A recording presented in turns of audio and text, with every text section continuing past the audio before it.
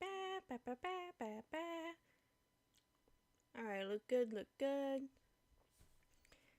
Hello, welcome back to Psychedelica of the Black Butterfly. Just open up chat here.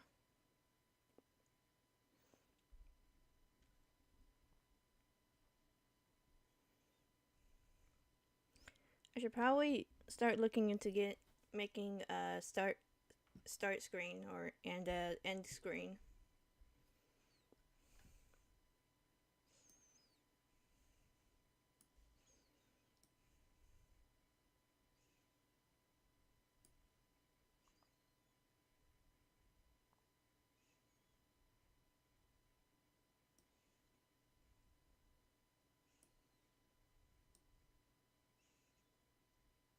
Alright.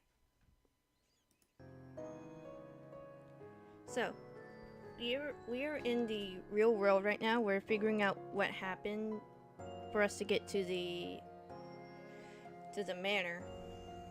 So let's continue. ただいま、はるか。そ Bort! れから、コロも。I dropped my things to the floor and pet the puppy excitedly wagging its tail and rubbing against my legs. Dad's working overtime, so I've got to make dinner. What should I make? お姉ちゃん、放課後どっか行ってたの？いつもより遅かったよね。うん、あきちゃんとちょっと買い物にね。お姉ちゃん、あきくんと仲いいよね。毎朝一緒に学校行ってるし、付き合っちゃえばいいのに。付き合うって、あきちゃんとはそういうんじゃないの。でもあきくん、絶対お姉ちゃんのこと好きだよ。こんなにアピールされてるのに答えてあげないなんて残酷。もういつの間にそんな生意気なこと言うようになったんだか。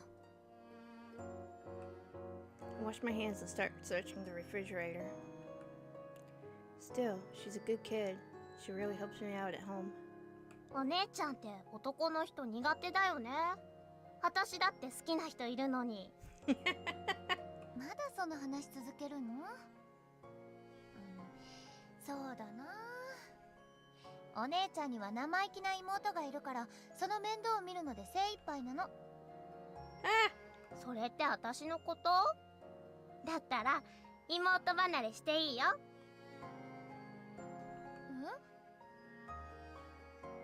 パパには内緒だけどね。この前同じクラスの誠くんと結婚の約束したんだよ。結婚の約束？ Oh no. いつかおっきなダイヤの指輪をくれるんだって。式にはお姉ちゃんも招待してあげるね。ありがとう。そっか、相手は誠くんって子なんだ。約束叶うといいね。That's similar to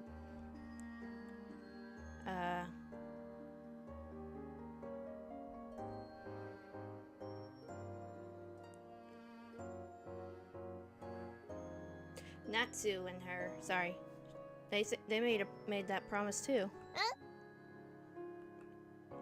Haruka nods and smiles innocently. Her smile is absolutely radiant. Later that night, after finishing dinner, I take a bath, and then I grab a certain something from my room, place it next to a hairpin I received from Aki, and then the two objects begin to glow, as if reacting to one another.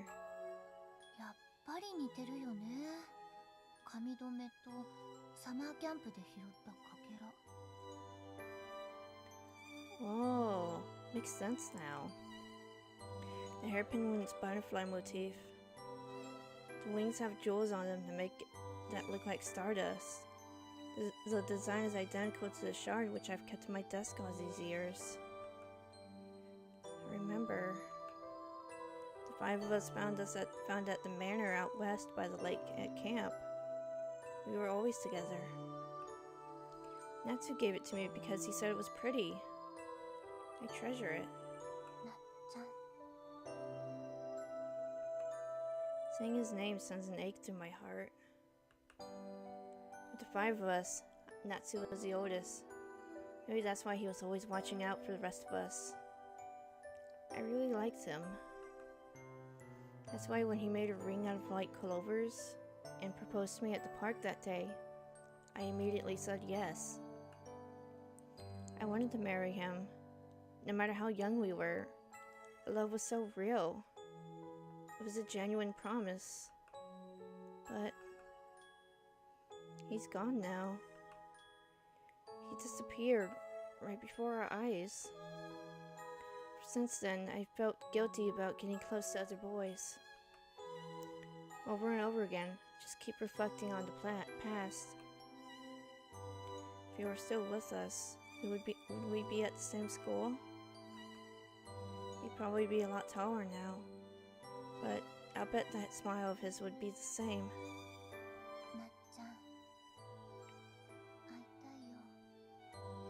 Aww. Suddenly, my cell phone chirps noisily. Oh, a message from Maki. It says, I'm craving some ice cream. Want to grab some on the way home tomorrow? He knows that Natsu remains in my heart. Even so, ever since we reunited in high school, he hasn't mentioned him even once. He just avoids the subject and jokes about getting together with me. How serious is he, I wonder? I like Aki, but not the way I did Natsu. Few people have mistaken us for a couple lately. Maybe I should stop hanging out with him alone.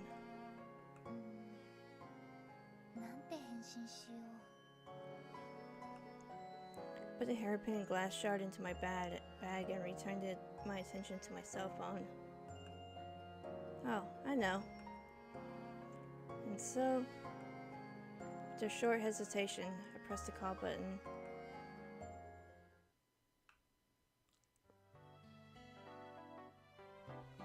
The next day, after school. ねえ、なんでこいつがいんの？うっせえ。俺だってお前がいんの知らなかったっての。Oh shit. I smiled vaguely at the two of them, trying to mediate between their rising tempers.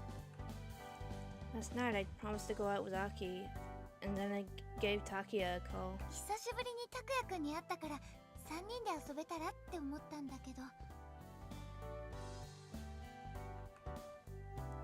Don't recall them being this hostile towards one another, though.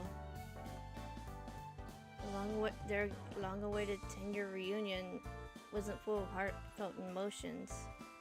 Both of them have sour expressions on their faces. お前その制服、なぎこうじゃん。単細胞っぽいのによく入学できたね。あ、もしかして裏口入学？実家金持ちだもんね。お勉強ついていけてる？しばらく見ねえ間にすげえムカつくやつになったなお前は。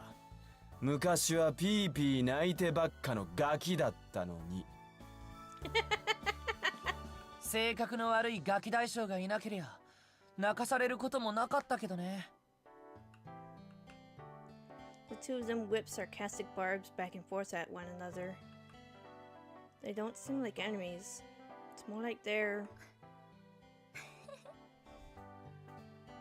あ？お前何笑ってんだよ。だって2人ともずっと会ってなかったのに息がぴったりなんだもん。ぴったりじゃない。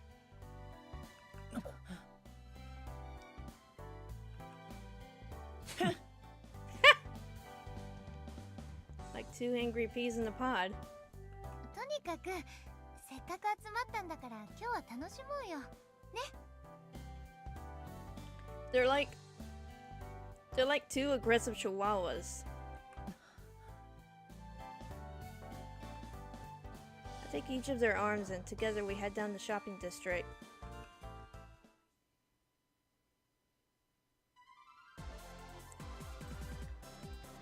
First we go to the arcade.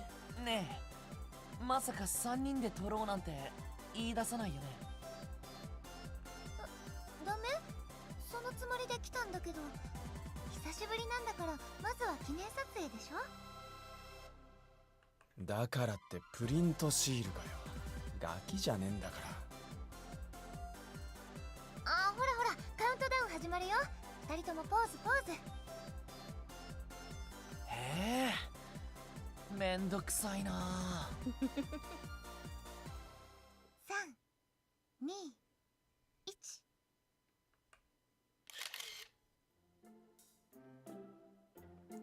1。Next we stop at a diner for a quick rest.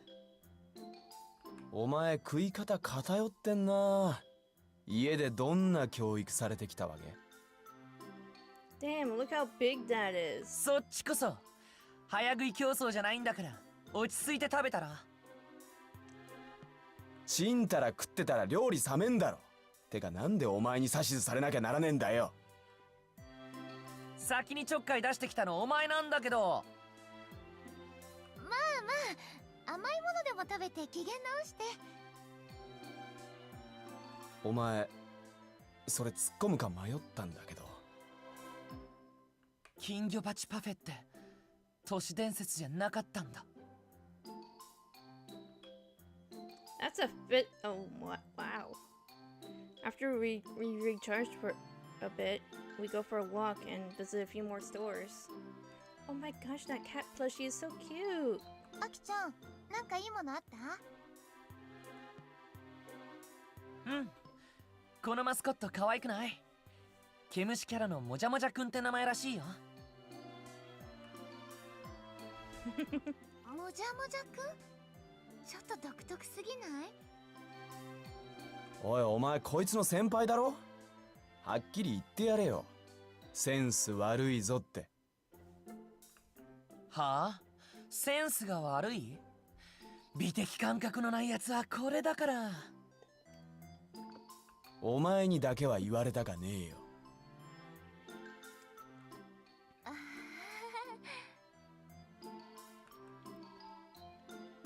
And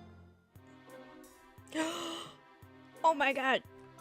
Look at that! That looks so good!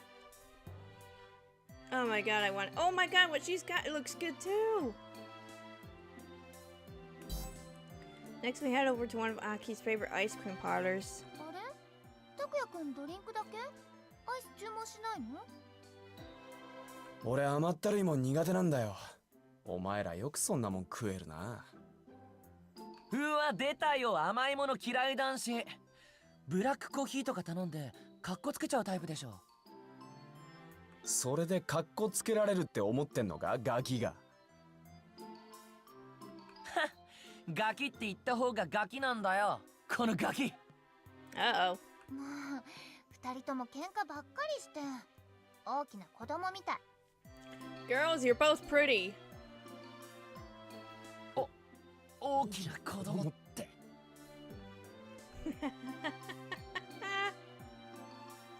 Despite spending every moment keeping the peace between the two of them, our time spent together is lively and fun. 楽しかった。こんなにはしゃいだの久しぶりかも。そうだな。時間忘れて出歩いたのは俺も久しぶりだ。Before we know it, the sun is already setting. All the commuters in suits roaming the streets tell us that it's time to head home. ああ、誰かさんがいなけりゃもっと楽しかったんだけどな。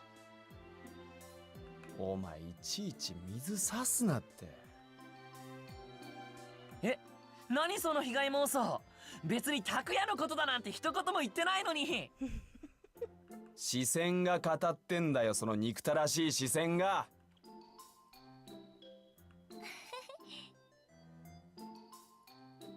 Man, they're gonna start hitting below the belt before you know it.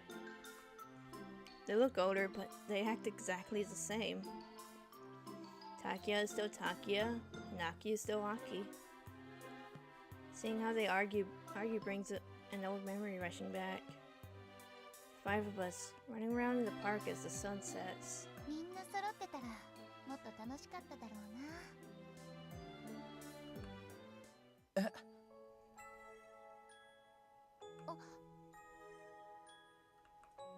I quickly put my hand over my mouth, realizing that I had unconsciously voiced my thoughts. How could I let that slip out? That was so careless of me. I looked down, regretting my actions.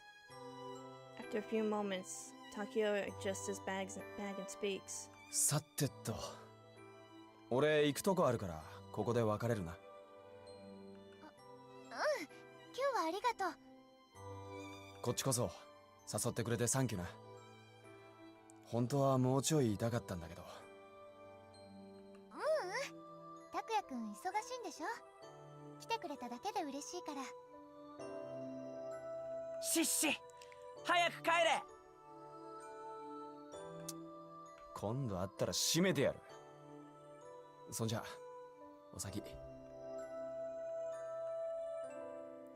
Pretending as though he hadn't heard what I'd said, Takio walks away. I wouldn't have known how to respond if he had reacted to what I said. I know it wasn't intentional, but it's still something I shouldn't bring up.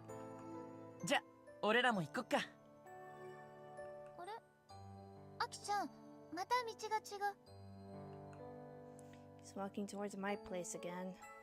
遅らせてよ。ちょっと話したいことあるし。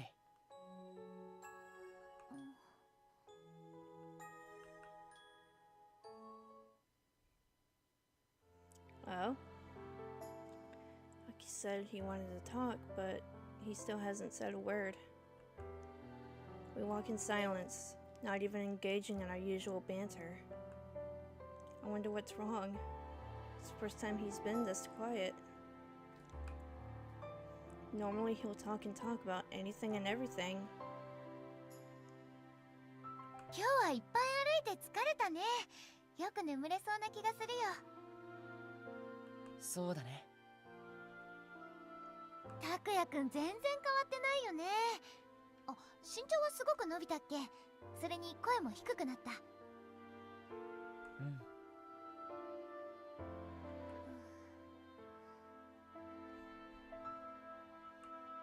Hearing his emotionless response, I let out a sigh. How did things end up like this? I don't know how to respond when he suddenly starts acting like this. I look over at him, out of the corner of my eye. Our gazes suddenly meet. 公園。俺らが昔遊んでた公園ってすぐ近くだよね。そこ寄ってこ。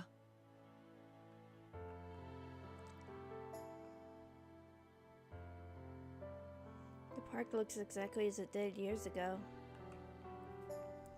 The softly curved slide, the garishly colored jungle gym. The surrounding verdure fills the play area with a grassy scent and makes me feel as though I've slipped backwards in time. It's been a while since I came here. It's not the years a route I usually walk Kuro, and it's not like I'd play with this kind of stuff now that I'm not an elementary schooler anymore. The park feels much smaller than I remembered. Check each corner of it. Ahead of me, Aki turns around to face me. アキちゃん。今日さ、君、俺と二人になるの避けたよね。Busted!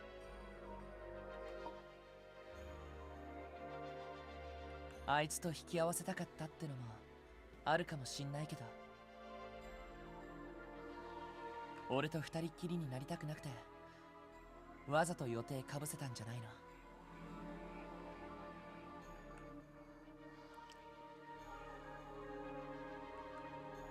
His face lacks his usual light-hearted smile. In its place was an inscrutable expression. そんなことないよ。アキちゃんの考えすぎだよ。そう。じゃあ明日は二人で出かけようよ。明後日もしあさってもその次の日も一緒にいよう。 Just gotta. Okay. それは Sorry about that. ほらその顔が答えじゃん。俺のこと嫌いじゃないけど二人っきりは嫌ってことでしょ。 I'm speechless. He's exactly right. Unperturbed by my lack of response, Aki continues.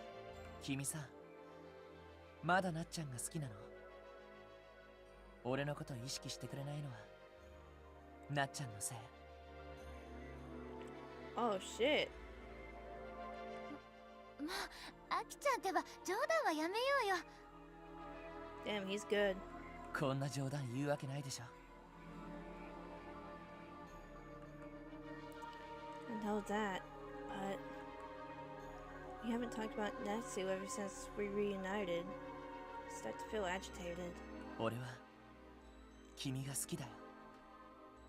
昔から強くて前向きな君に憧れてた。あの事故があったからか再会した時、君は昔とはちょっと違ってたけど、声も話し方も笑顔も全然変わってなくて、ますます好きになっ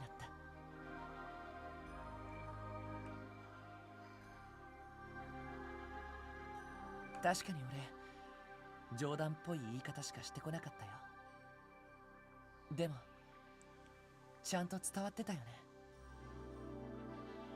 だから俺の気持ちから逃げようとしてるんでしょ。なっちゃんって幻想にすがったりしてさ。アキちゃん、そんな言い方。だって君がいつまでも逃げ腰だから。なっちゃんはもう死んだってのに。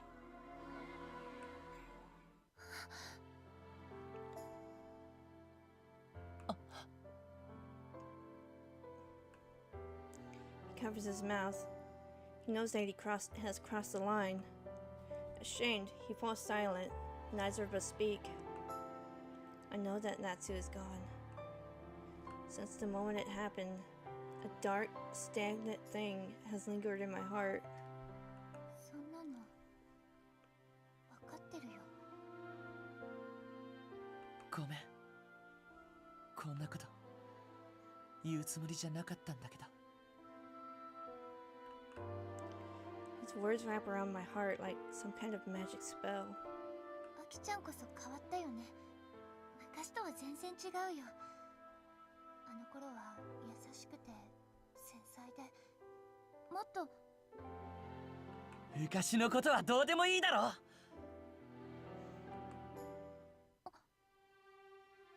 そうだよ、俺は昔の俺とは違う。変わろうと思ったんだよ。 Oh shit. 姫ちゃんなんてからかわれてた弱虫じゃないし、もう二度とあんなことは。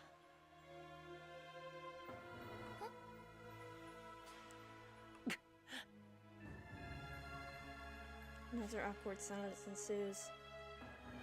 Oh. Man, shame is a powerful thing. I guess it's because he felt so ashamed of himself that he's changed into this like lighthearted asshole.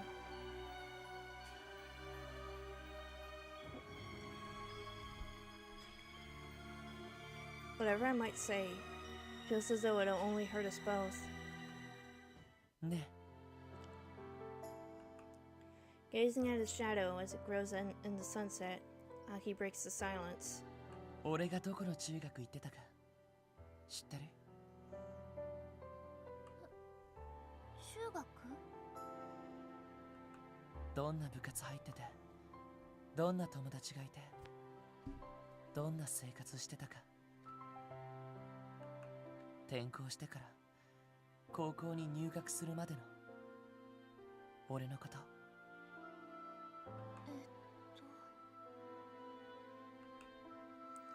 As I think about it, he really has never talked about it. 毎日一緒に学校行ってるのに聞かないよね。君は昔の俺ばっか見てて、今の俺のこと全然知る気がないっていうか。ねえ、ちょっとは今の俺を見てよ。あきちゃん。俺は見てよ。 His painful pleas throw me off balance. I didn't know what he was thinking. I didn't even try to figure it out. ごめん、帰る。悪いけど送るのはここまでにさせて。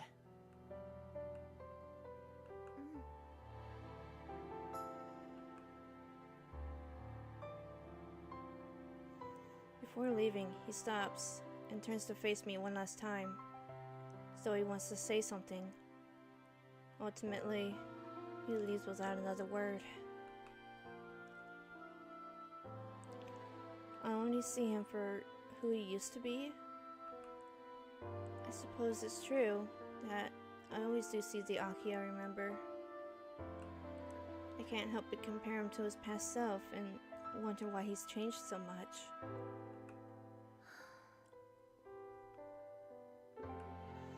Later, as I'm on the way home, his words echo in my mind, only vanishing as I breathe a deep sigh. What gets me the most is that he threw the harsh reality of it in my face when I've been trying so hard to ignore it. Natsu is gone, Crescent. None of us would have ever brought it up, trying our best to hide from the truth.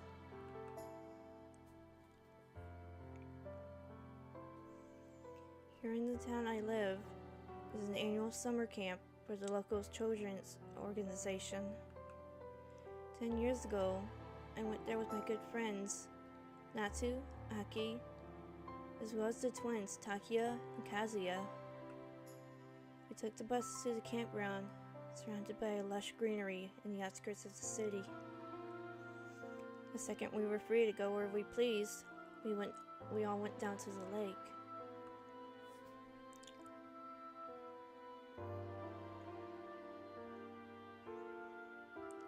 The lake itself wasn't especially large. There was an islet connecting to the mainland via a small path. On the islet itself stood an old Western-style manor.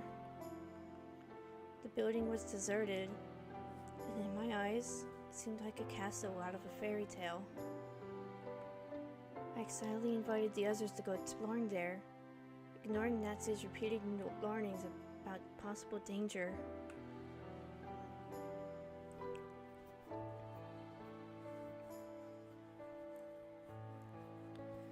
The manor ruins were completely dilapidated. Still, I felt oddly attracted to the building's atmosphere of excess. It so boldly went exploring. The sunlight shone through the holes in the ceiling. Cracked glass windows reflected and warped the sunlight. Grass had sprouted up from the broken floor tiles. There were also strange butterflies that I had never seen anywhere else. We were enchanted by that fantastical sight, so much so that we completely missed the abrupt change in the weather.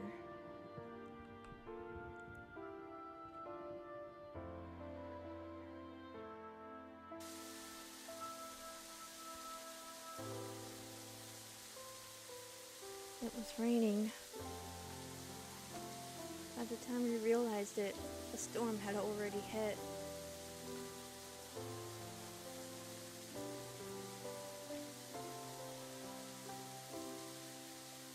We saw the water level of the lake rising, so we rushed to get back across the path we come by. And then something happened. Kazuya went back to the manor alone, saying he dropped the ribbon I let him borrow earlier. Natsu and I ended up following along with him. We did find the ribbon, but by that point, the path back to the other shore had totally submerged in water. We panicked, desperate to get to the other side. Our legs were caught up in the current, and we were swallowed up by the lake.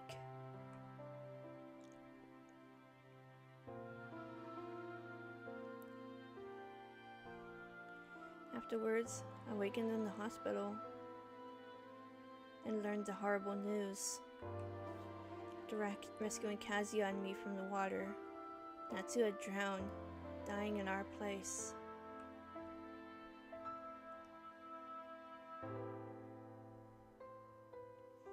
To be precise, they never found Natsu's body, but they don't believe that he survived, given the circumstances. Ever since then, the relationships between my friends have become awkward and tense. Everyone moved away, and all I had left was my family.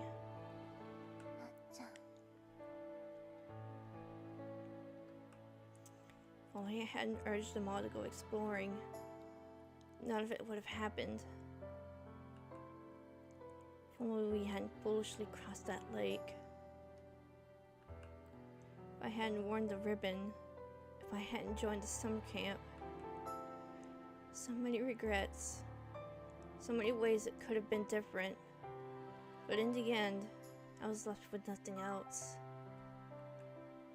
And so, I started to avoid interacting with people on a deeper level.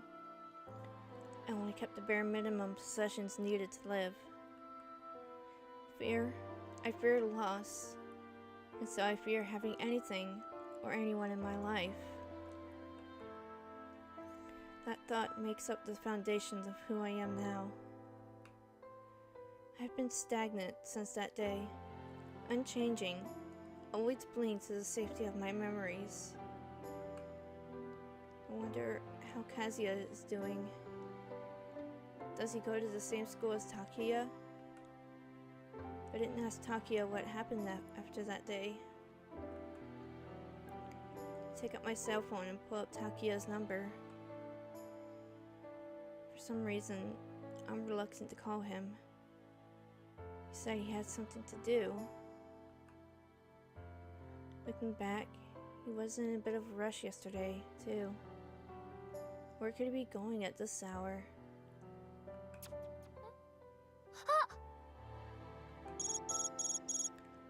My head hazy before I knew what I was doing. I pressed the talk button.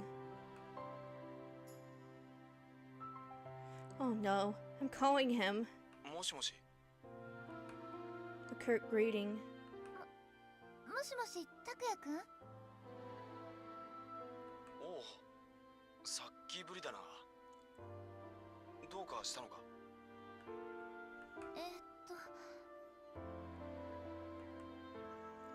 It'd be even bigger pain to tell him I dialed his number by mistake, so... あのね、和也くんどうしてるかなって思って、聞きそびれちゃったから。え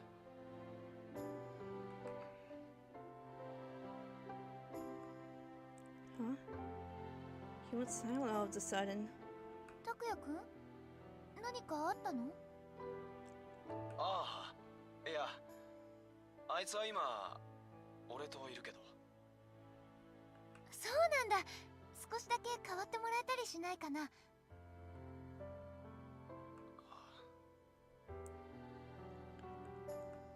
Takuya is silent for a little while. Then, hesitantly, he resumed speaking. お前和也に会いたいかもちろん会えるなら会いたいよ。もしお前が今から来れるなら会わせてやれるけど本当？どこにいるの？ He gives me the location, and I hurry over.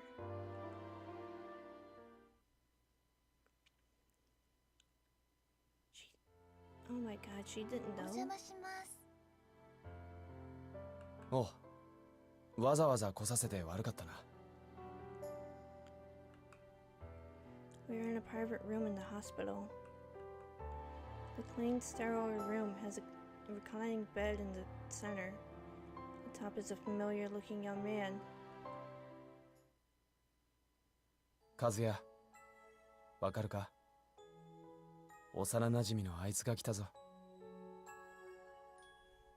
なあ、覚えてんだろ？お前こいつに懐いてたもんな。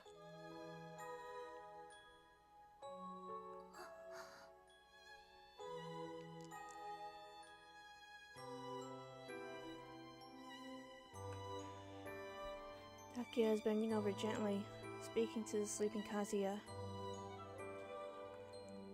Despite the years that have gone by, his sleeping face is still just like how I remember it. Overcome by a burst of emotion. あれから目覚めてないっていうのは。ああ、本当だ。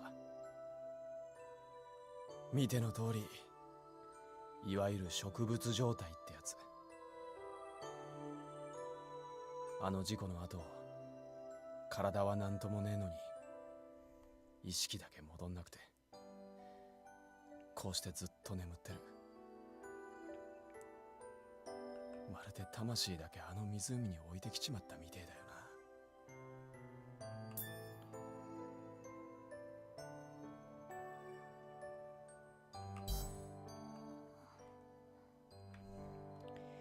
Sorry, the CG just kind of hit me a little bit. 前に医者に言われたんだ。こんな状態で何の反応もなくても刺激を与え続けてやれば目覚めるかもしれねえって。Oh my gosh, and he still has her ribbon. だからこうして病室に通って体動かしたり話しかけたりしてやってるってわけ。そうだったんだ。んなとこ立ってんのもなんだし、とりあえず座れよ。ありがとう。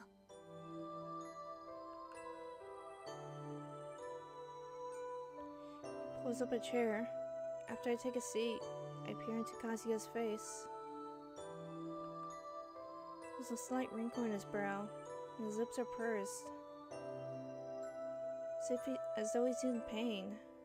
和也くん、難しい顔してるね。ずっとこうなの？ああ、せめて穏やかに寝ててくれたらこっちも少しは気が楽なんだけど。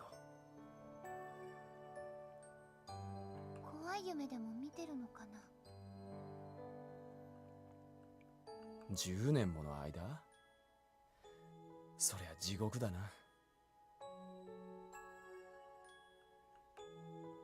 I move to take Kazuya's hand, tell him he'll be okay. But I know something's already there. このリボン。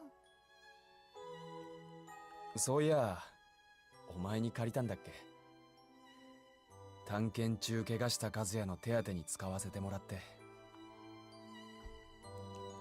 握ってたら表情和らぐから手首に巻いてやったんだ。そっか。けどこれ確かお前の母親の形見だっけか。悪い、すぐに返すな。いい。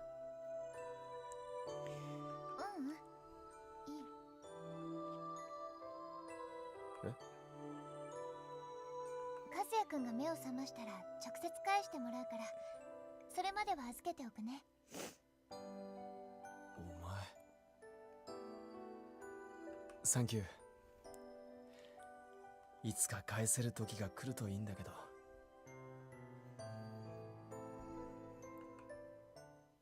拓也くん、ここには毎日来てるの？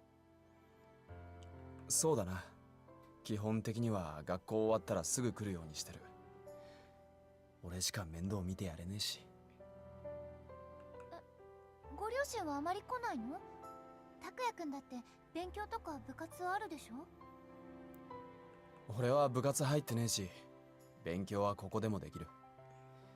父親も母親も仕事があるからな。でも拓也くん、小さい頃は有名な選手になるってサッカースクールにも通ってたのに。それどころじゃねえだろ。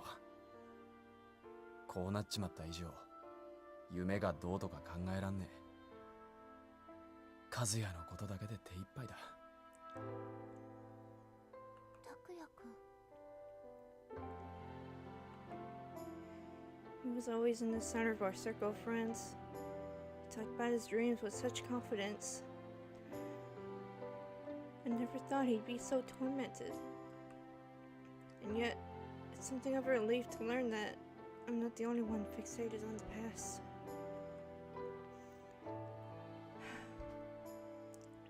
I'm sorry. That CG just kind of got me.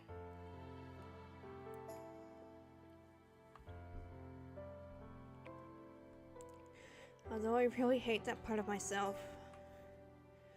Silence falls on us like snow.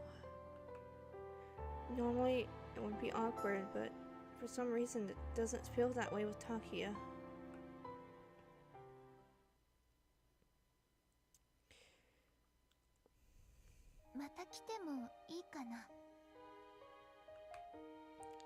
I asked a question after the nurse comes in to tell us visiting hours have ended. That it's time to leave. 別に構わねえよ。つか、こいつも喜ぶと思うから。そっか。ありがとう。His approval makes me feel as though I've found somewhere to belong.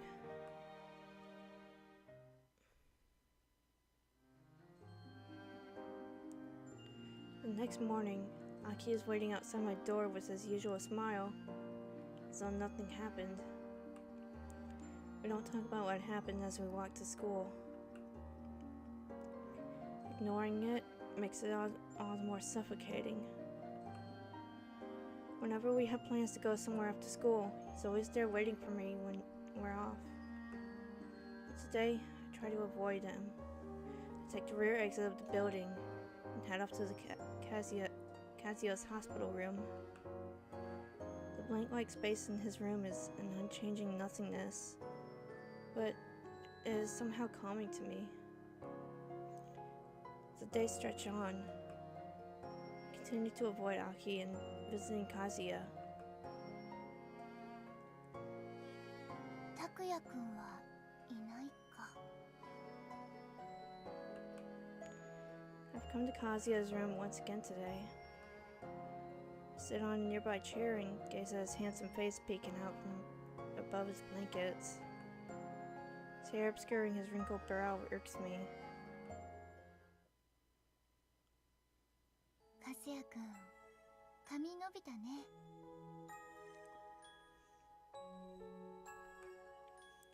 His hair has continued to grow since I started coming here.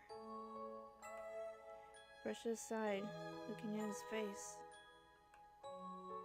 Even if time has stopped, his body keeps growing. His hairs and nails continue to get longer, and he's visibly taller than we were kids. You might be asleep, but you're still alive. ねえ、和也くん。和也くんはサマーキャンプで私が探検に誘ったことを恨んでる？私がちゃんとなっちゃんの注意を聞いて湖に連れ出したりしなければ今頃一緒に高校生してられたんだよね。ごめんね、私のせいで。本当にごめんなさい。I take the hand with the ribbon on it in my own and touch it to my forehead. I know apologizing doesn't make it better, but it hurts so bad just to sit here watching him. お前、また来てたのか。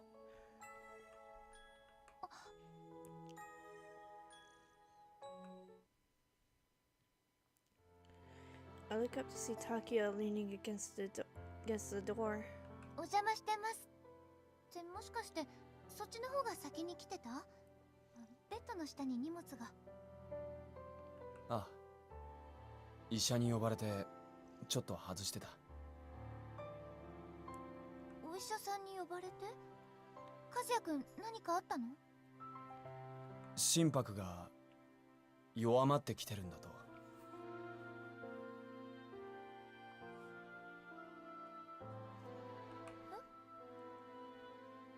つってもすぐに命に関わる問題じゃないらしいんだけど、一応知っておいてくれって。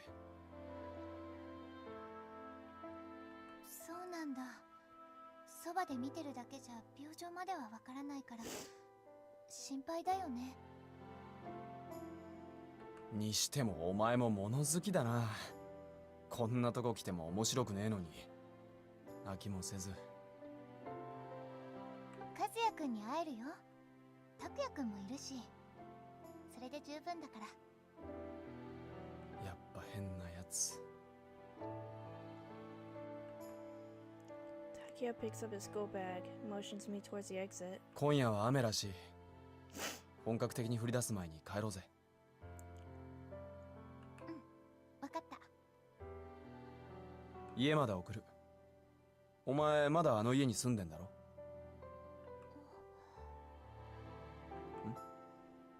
どうかしたか？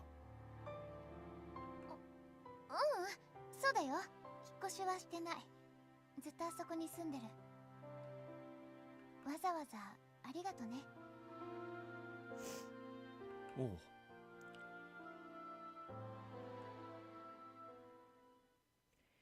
And then they're gonna run into Aki, aren't they? I'll walk you home. I turned Aki down when he suggested it before because I felt as though I was in danger. As though that simple activity would slowly transform our relationship. And yet, when Takia suggested it, I was able to say yes without a second thought. Takia is like me. Caught up in the past and can't move forward. The knowledge of that makes me feel as though Takia and I share a special connection.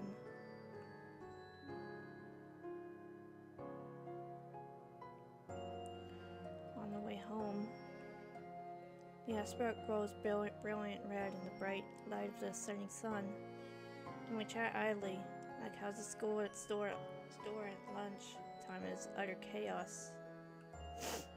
About how my dog likes to play silly pranks. At that time my cake and home econ was burned to a crisp. None of it is of any consequence, but Takia still smiles as he listens. Makes me happy, and I find myself more talkative than usual. And then... そういえば、春かったら彼氏ができたんだよ。もうすぐ中学生とはいえ、まだ早いよね。Takia looks at me with confusion. 春か、覚えてない？はるか？ああ、お前の妹だっけ？誰かわかんなかった。ってもう中学生になんのか？最後に会った時はまだ赤ん坊みたいだったのにな。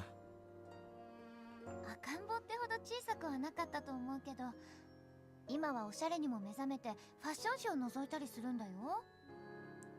へえ、時の流れって怖えな。That's right. Takia only knows Haruka from when she was a lot younger. で、そのはるかがどうしたって？彼氏ができたんだって。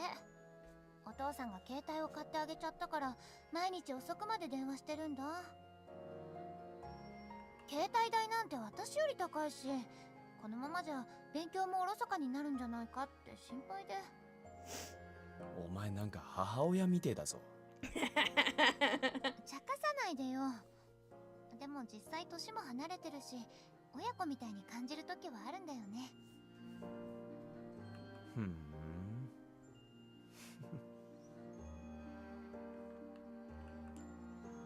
He chuckles to himself. 拓拓也くん、どうして笑うの？いや、やっぱ同じ血だと思ってさ。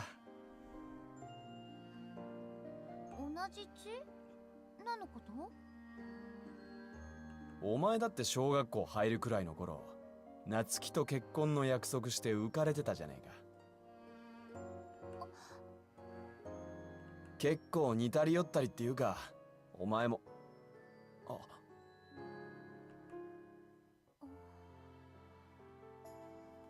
Oh dear.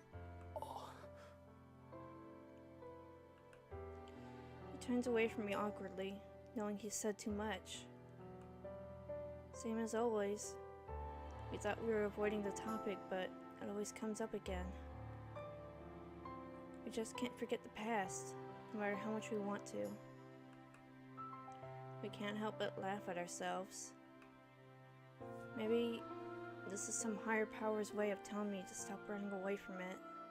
私ね、事故の後、引っ越してっちゃうみんなを見送りながら、どうしてお別れしなくちゃいけないんだろうって思ってた。ああ。でも、今になって分かったよ。私たち一緒にいたら、あの悲しい出来事から前に進むことも逃げ出すこともできなかった。無意識にお互いを傷つけ合ってボロボロになってたかも。 Even now, I can hardly keep up with reality. I say things without thinking about them. 引っ越すって親の判断は正しかったんだろうな。うちの親も未だに昏睡状態の和也と向き合えねえで、見舞いも最低限しか来ねえし。そうなんだ。拓也くんは和也くんと向き合うの辛くない？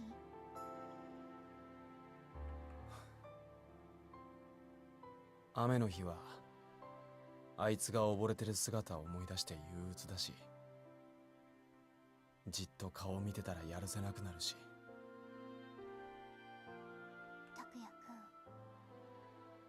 ん、ごめん。え？謝って済むことじゃないけど、サマーキャンプで私が探検に行こうなんて言わなきゃこんなことにならなかったから。 Why is the boss music kicking in? お前は悪くねえよ。誘われた時俺も他の奴らを煽ったし、お前らが溺れてる最中だって。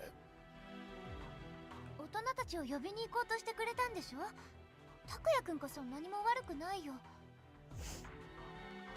違う。そうじゃねえ。あいつがああなったのは俺のせいなんだ。でもお前は悪くねえ。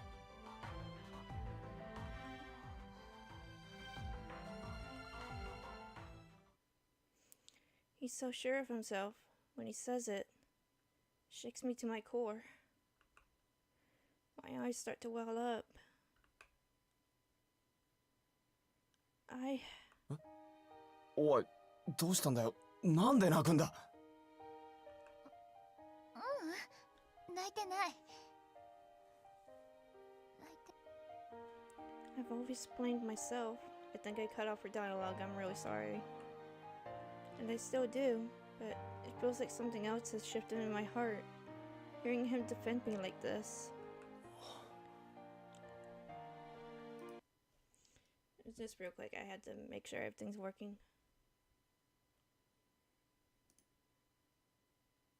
Sorry about that. What's he? Takia cautiously reaches out and wipes tears from the side of my eyes with a long finger. Blah, blah, blah, blah, blah. God damn, I butchered that. お前に泣かれるとどうすりゃいいかわかんねえ。だからほら、落ち着けよ。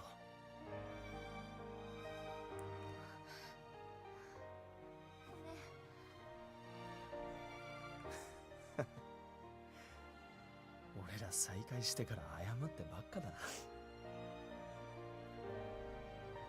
でも悲しそうにされんのは困るけど、お前が事故のこと気にしてくれてて、正直嬉しかった。拓也くん？俺だけだと思ってたんだ。お前もアキもとっくに前向いて生きてるんだろうって考えてた。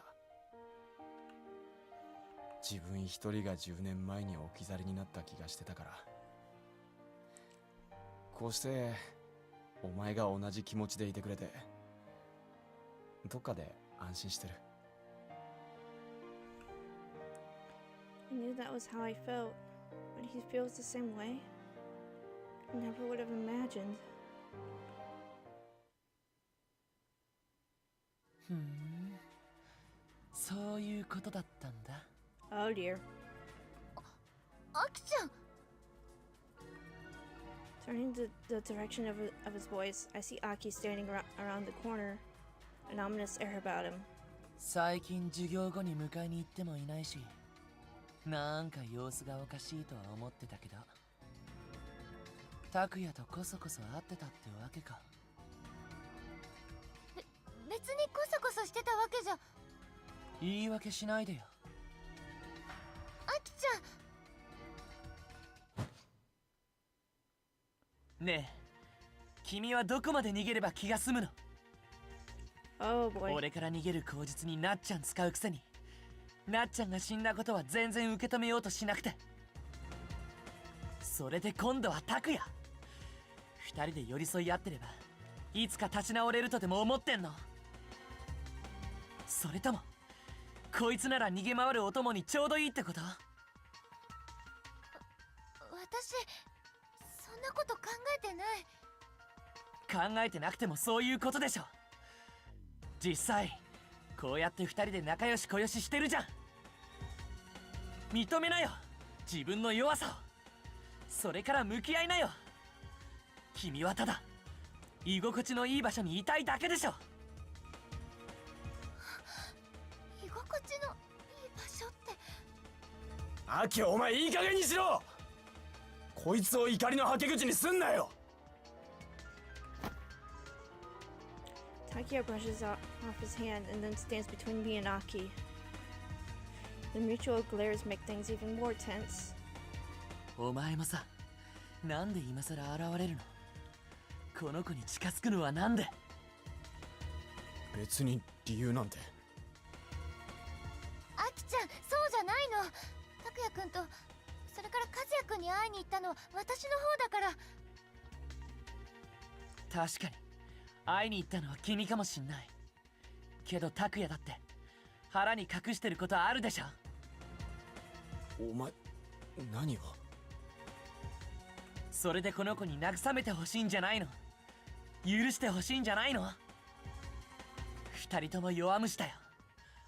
あの頃いじめられてた俺よりずっと弱くて、怖がりで、臆病で、見ててイライラする。なんでそんな風になっちゃったわけ？俺にないもの全部持ってたはずなのに、事故と同時に湖に落としてきちゃったんじゃないの？今のお前ら傷舐め合ってるだけじゃん。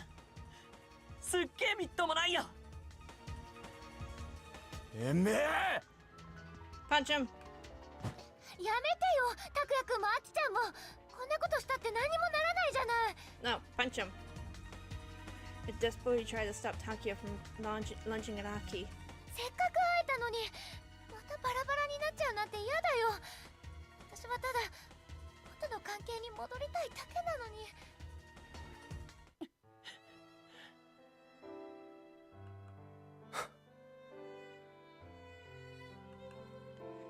Sour emotions linger among us. With no outlet, they fester in our hearts. Maybe it would have been best for us to have never reunited at all. If all we were going to do is fight like this. What can we do to move on? How can we overcome this? We're totally stuck. I feel like I'm sinking in quicksand. When I look up, I'm trying to collect myself.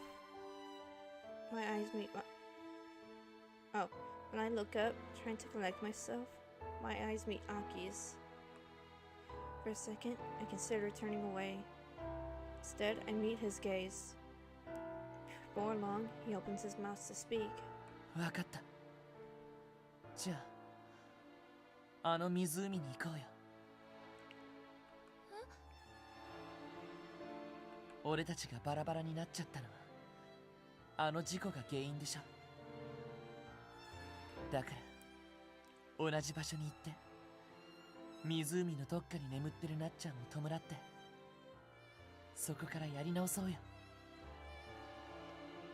区切りつけて、全部受け止めて、きちんと終わらせるんだ。きちんと終わらせる？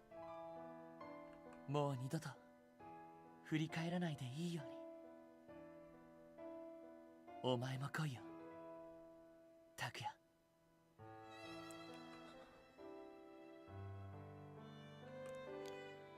He forces the words upon us, and then turns away without another word. To put an end to it all. He makes it sound so simple, but is it really going to happen just by paying our respects and mourning? I don't think that will be enough to rid us of these chains we've borne for 10 long years. And yet, I can't bring myself to say it out loud. If I reject the suggestion, I'll lose Aki. Practically certain of it.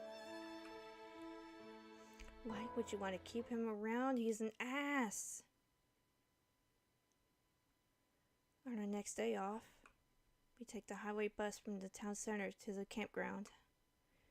The weather forecast said it would rain today, but the sky is bright and sunny. In contrast, our hearts darkened by the thick clouds.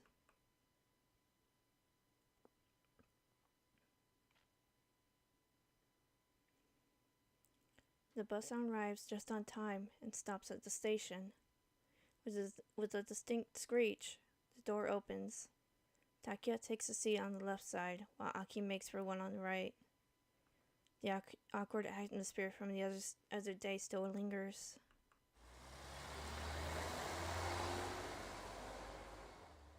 Not sure what to do, I grab a seat at the back. Before long, the bus departs.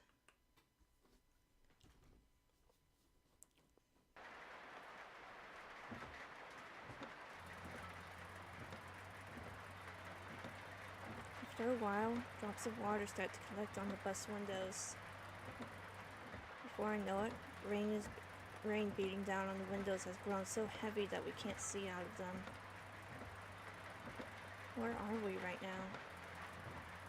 A few people got off on stops along the way, and the scenery begins to slowly turn more and more green.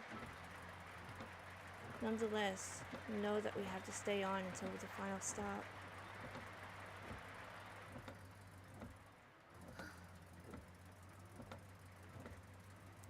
I've lost count of how many times I've sighed today. We're almost there. We're almost to where he is. Once we get there, we're supposed to just put down flowers and say a prayer. Is that going to put an end to it all? Is it even alright for us to end it? I'll open up the pouch I'm carrying and remove what's inside. The glass shard Natsu gave me, and the hairpin Aki bought. I don't know why I brought them with me. They give off a similar shine.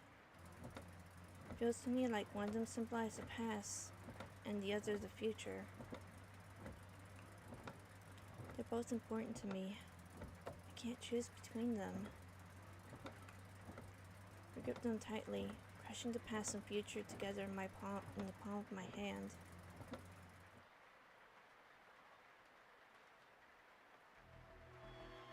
A few minutes pass. The bus approaches our destination. We can now see the lake through the rain-soaked window. But what am I going to do? The The gentle back and forth of the bus makes me feel drowsy. I've been thinking non-stop today, and I didn't sleep that well last night. It's getting harder and harder for me to stay awake.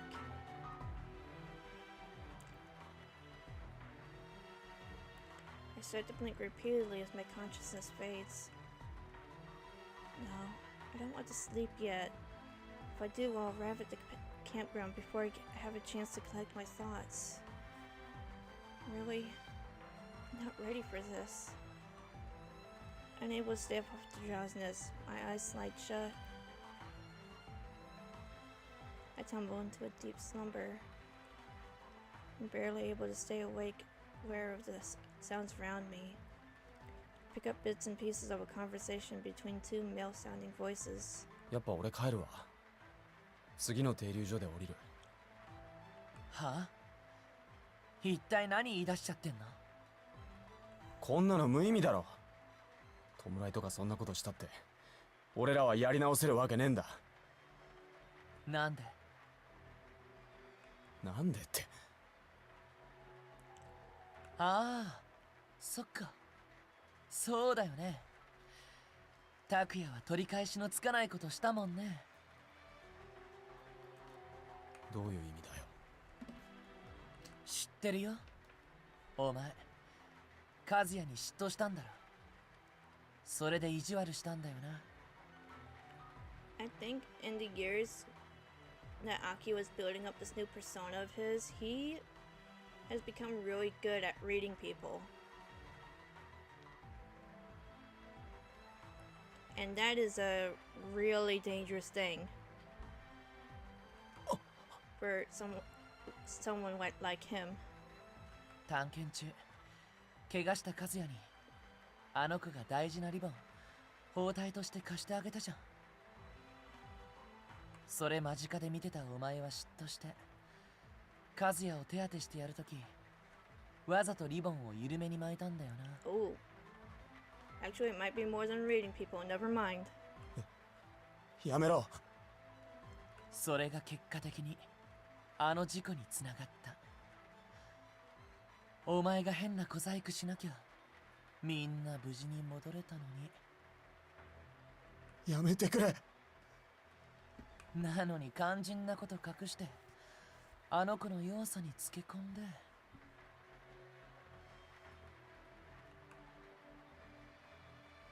お前最低だよ。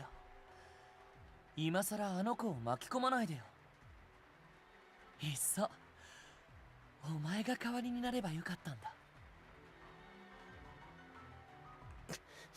俺だってできるならそうする。和也だってそうなればよかったって思ってるんだよ。何この揺れ。何が起きてんの。知るかよ。運転手に聞けって。おい、あいつ気絶してねえか。崖に危ない。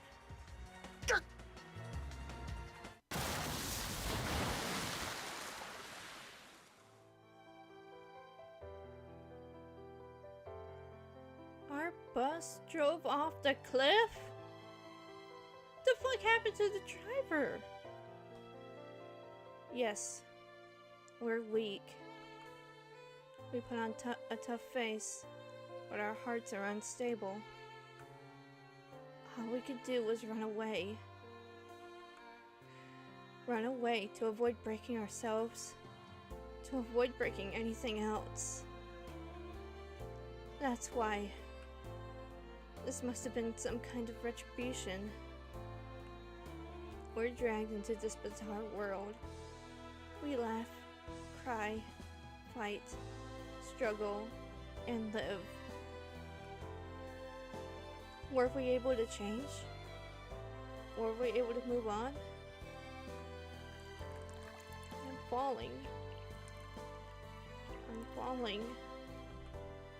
And now, no matter where I try to run, we wander within an inescapable dream.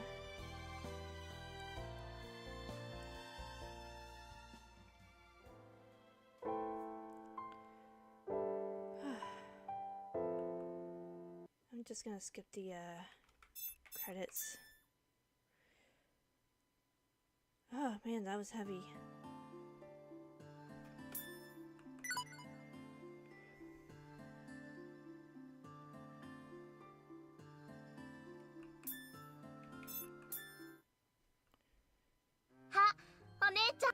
Okay, flowchart. Let's see here. So, now we got the real world ending. Oh, for fuck's sake. Alright. Now... And now, I am going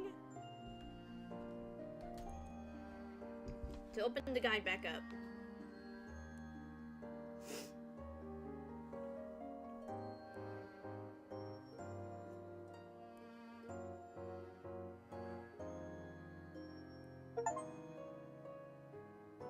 Oh, I didn't get to see what that achievement was.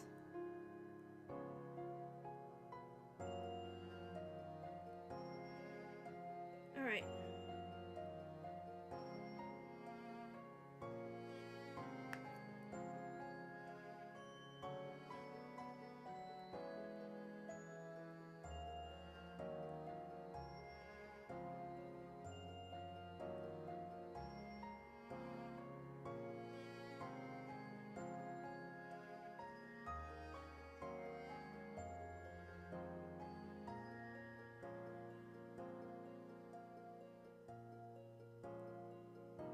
Alright, so I'm going to start on 4-3 and see if I can get where I need to go.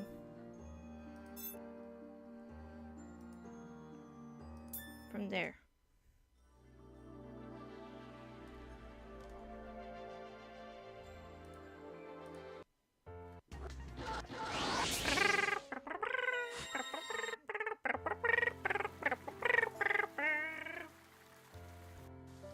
Monster Man!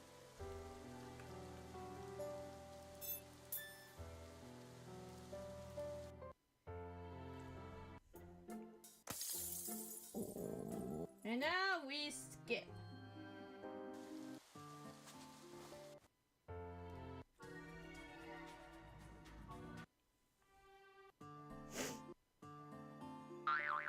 Boing! These sound effects are really funny when they're sped up. When the whole thing's sped up.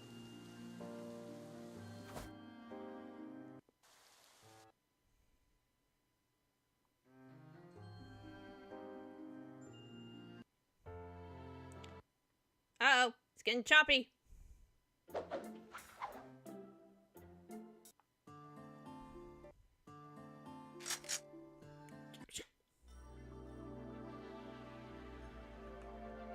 And I turn away from it. We turn our backs on knowledge in this route.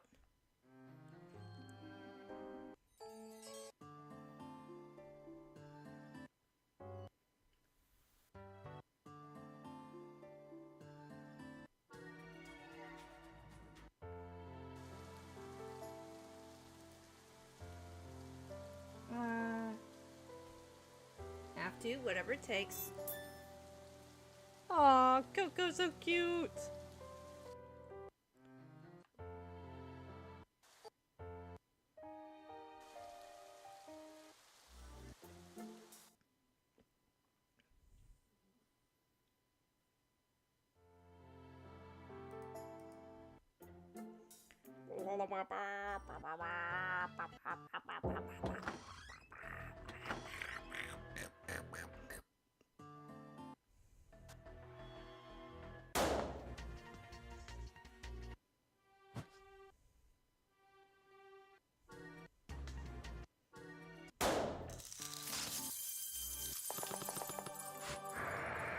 Big evil reveal! Oh no! Oh no! He took Kagura hostage!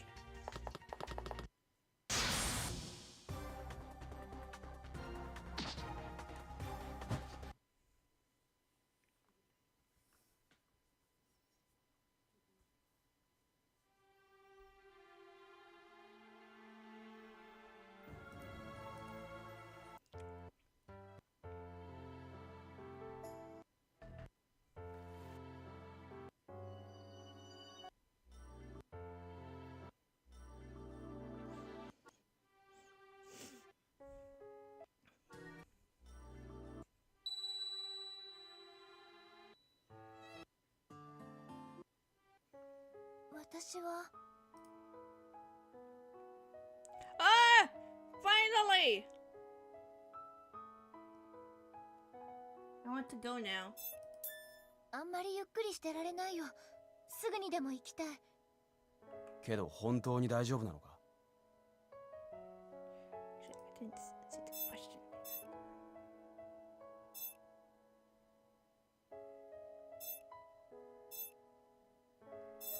Okay, so, okay. あんまりゆっくりしてられん。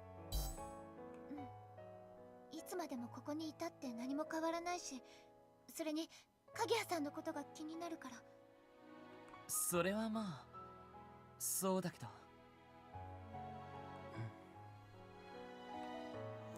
Their worried faces are lined up before me. 大丈夫。こっちには最後のかけらっていう切り札があるんだから、無茶なことはしてこないよ。明日日陰くんに会いに行こう。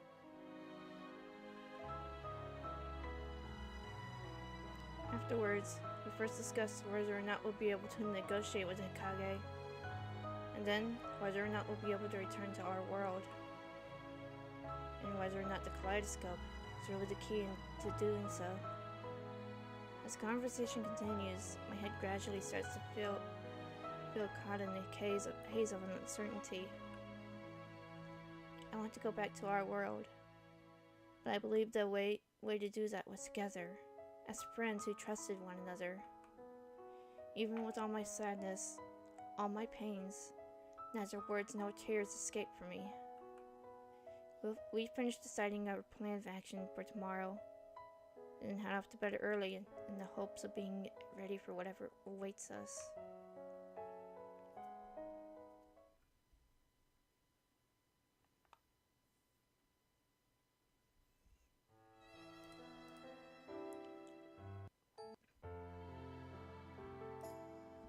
And that thing is a faint light.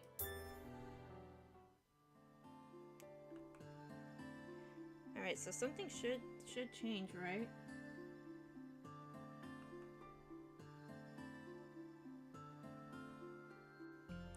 Scenery around me has changed ever so slightly, but I feel as though something is floating near the entrance.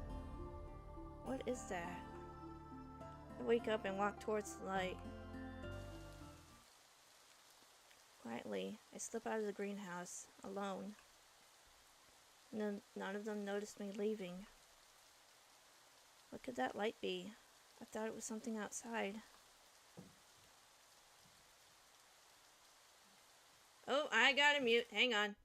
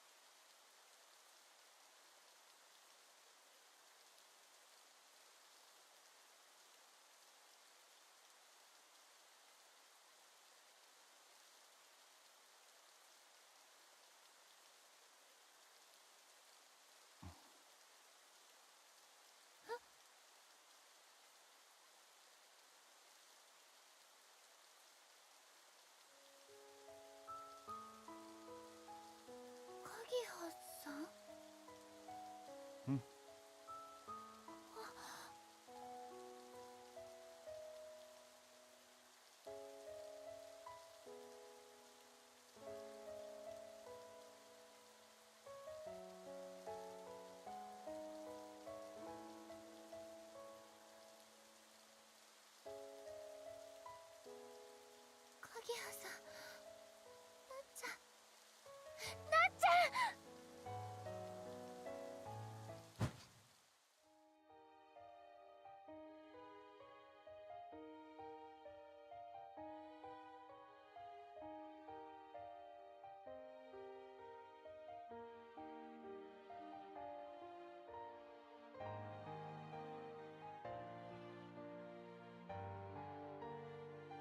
私何も言わなくていいよ。こうしてるだけで伝わるから。君に会いたかった。私も会いたかった。私ずっと不安で。怖かったよね。不安だったよね。一人にしてごめん。こんな風に君を泣かせてごめん。君を傷つけてごめん。い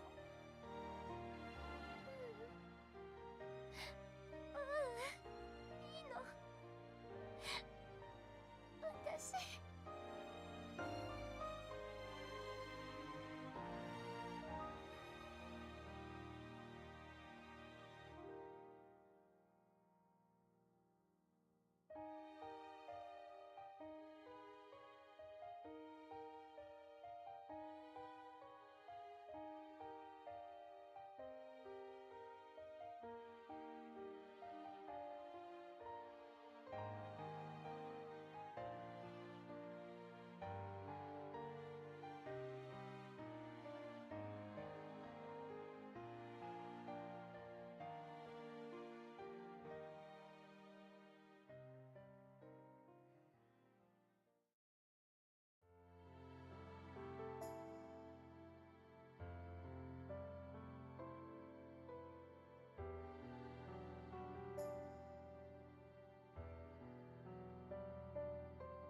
無事だったんだね。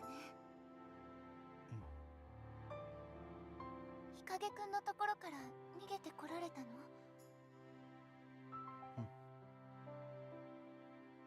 怪我は？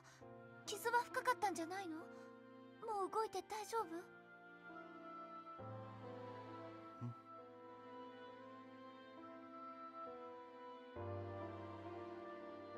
そんなに長い時間が経ったわけじゃないのに全然会ってなかったみたい。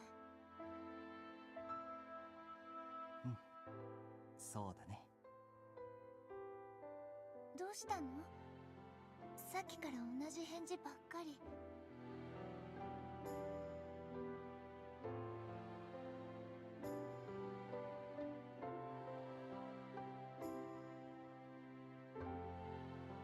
ねえ、ベニユリさん。君に一つお願いがあるんだ。お願い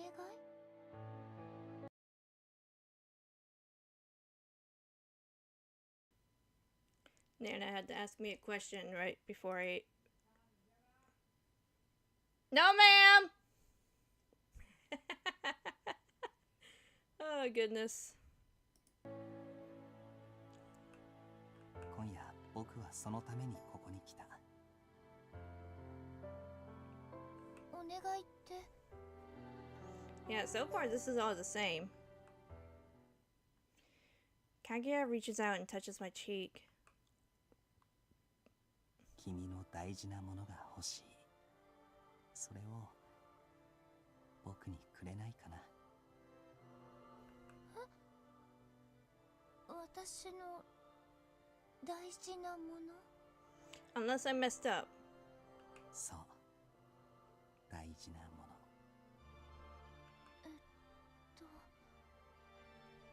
例えばすみれ色のリボン。Why does he know about Monstero's ribbon? ダメかな。これはモンシロさんからもらったものだからあげられなくて。それがあるとね、僕らは一緒に生きて帰れないんだ。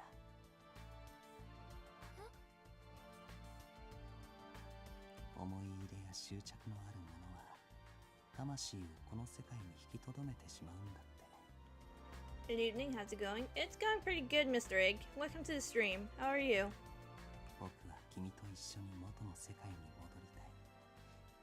だからそれは君の手元にあったらダメなんだ。 So we finally got the real world ending, and I believe we're on the right route, but I might have messed up somewhere because I didn't redo the mini game with Yamato. 君はうつしおに戻りたいよね。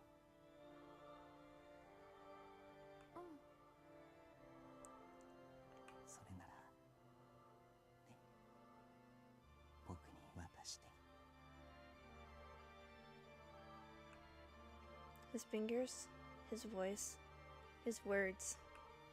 What he says gently tickles my ear. A shiver runs through me, and my thoughts seem to melt away. Doing great. Just came home from going out with friends. That's good. That's good. As if ensnared by some hypnotic spell, my thoughts start to become hazy. That ribbon is important. Manchiro gave it to me, but I can't return to the real world if I have it. We're finally together, but now we're just going to be separated again? No, I don't want that. 元の僕たちに戻ろう。リボンを僕にくれるよね。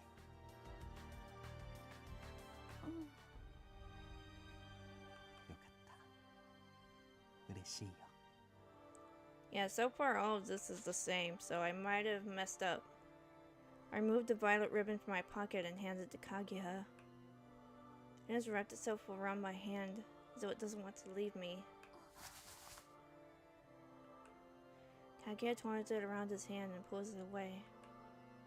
Some small doubt prickles in the back of my mind. よかった。 The expression of relief on his face as he stands, ribbon in hand, makes me forget all my doubts. He takes a step back and slips the ribbon into his pocket. そのリボンがあったら私たちは戻れないの？うん。それがなければ本当に戻れる？一人も欠けることなく全員揃って。うん。きっと生き返れるよ。きっと大丈夫。He looks straight at me straight on, and there's a hint of sadness in his eyes. ごめん。そろそろ行かないと。どこに行っちゃうの？一緒にいられるんじゃないの？ごめん。でもすぐにまた会えるから。それまでは僕がここに来たことをみんなには内緒にしててもらえるかな。鍵葉さん、どうして？お願い。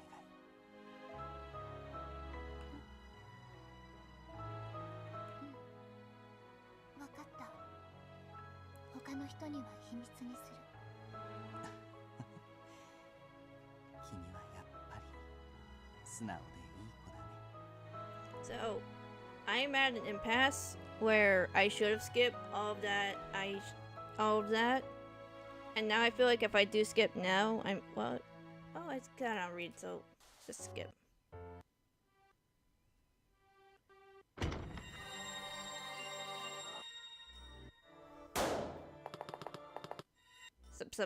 Sip.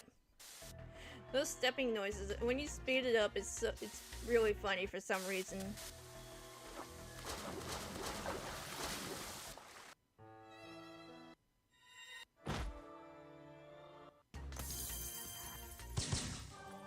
Bang bang.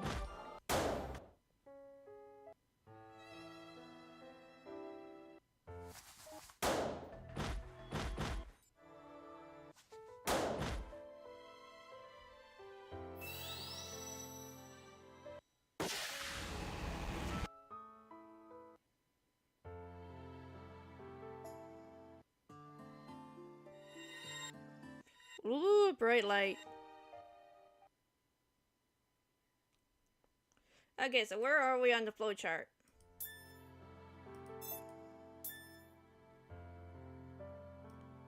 Okay, we're at the epilogue.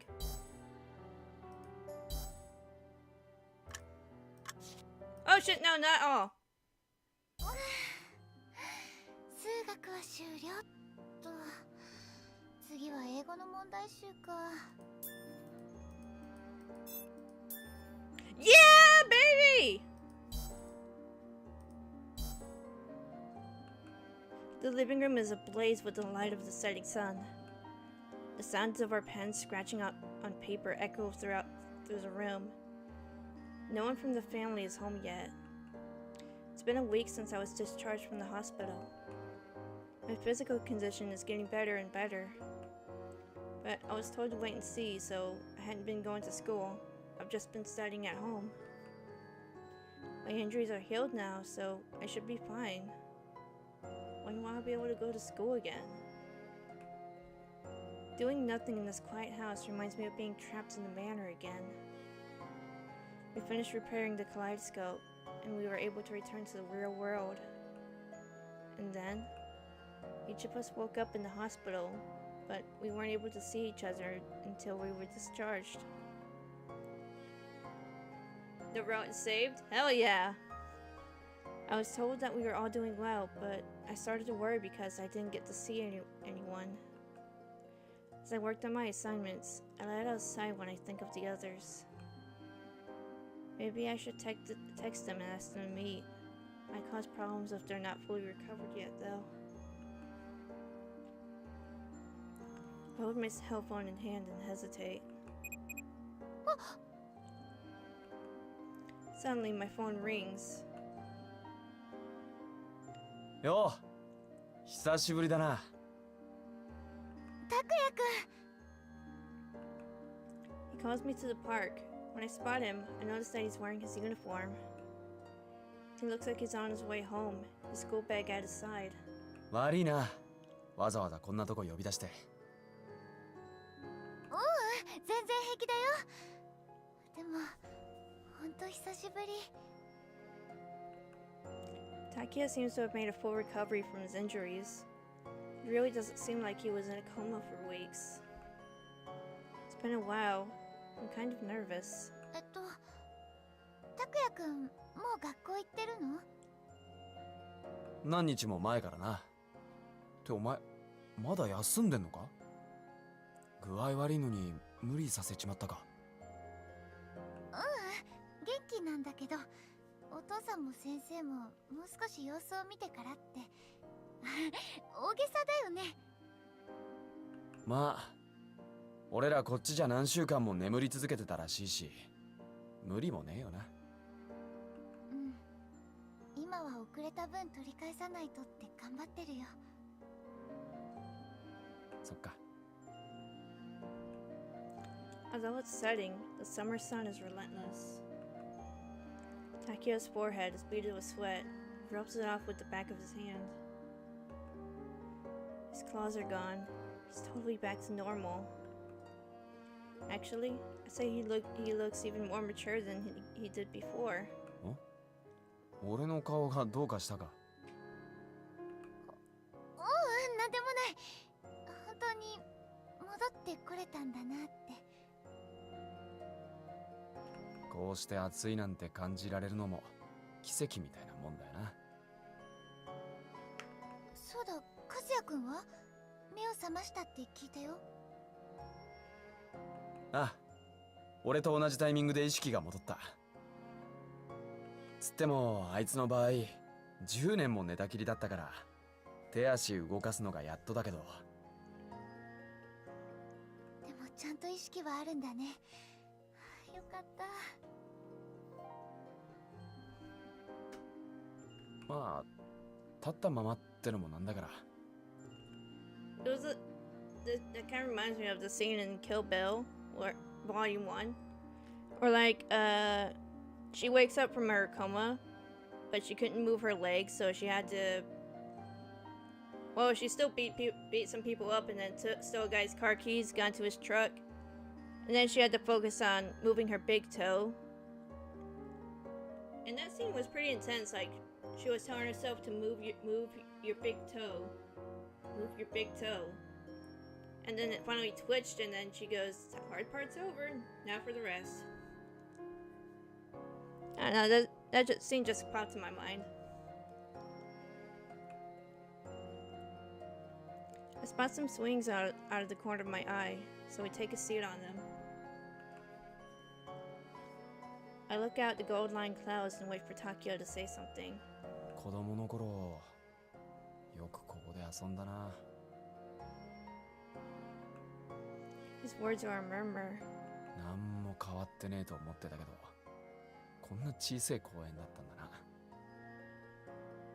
うん。公園は変わらないけど、私たちの方が大きくなっていってるから。Oh yeah, the feet scene.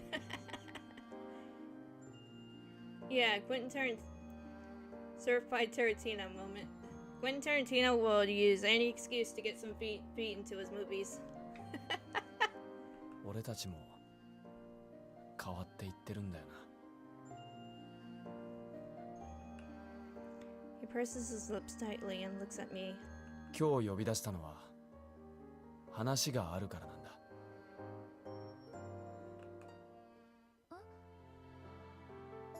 和也のことだ。あいつのことでお前に言ってなかった、いや隠してたことがある。 His exaggerated tone makes me tense. I look at him without responding. あのサマーキャンプの日、俺は取り返しのつかないことをした。どういうこと？俺さ、ガキん時お前のことが好きだった。けど自分の気持ちに素直になれなくて、いっつもひねくれたこと言って後悔してた。だから口下手だけど正直な和也がお前と仲良くしてたのに内心ムカついてたんだ。 Can't blame him though. And the man's pretty eccentric, but he does put out some masterpieces of movies. お前と話したいのに俺は喧嘩ばっかで、和也はなんでうまく話せるんだって。まあ当時のこと考えりゃ喧嘩ばっかになんのも当たり前だけどな。そうだったんだ。サマーキャンプの時、あいつが転んで足を怪我しただろ。あの時お前が包帯代わりに母親からもらった大事なリボンを巻いてやったのを見て、すげえ嫉妬して、それを結び直してやってるふりをしてわざと緩めた。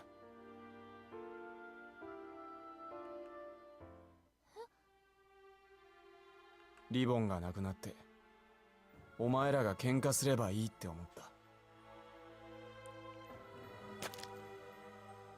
Bite my lip and kick up some dirt. Dust pops up into the air. 和也がリボンさえ取りに戻らなければあんなことにはならなかった。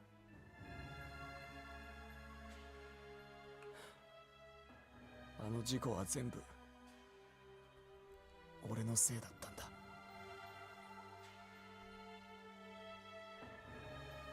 違うよ。そもそも探検に行こうって言い出したのは私だし。Yeah, I have wondered if the movies would have been that good if it wasn't for the feet scenes.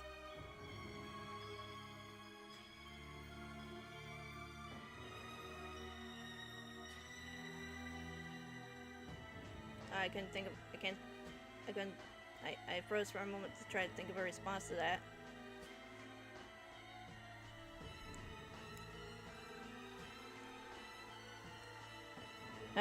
We need one of those. We need one of those multi-reality TV sets like in Rick and Morty. Multi-universe TVs. Yeah. そう、私が。それだけじゃねえ。俺あいつがいなくなればって思ったこともある。子供の時も成長してからも。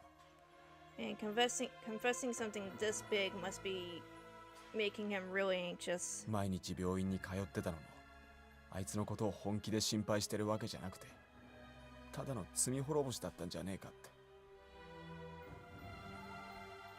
拓也君。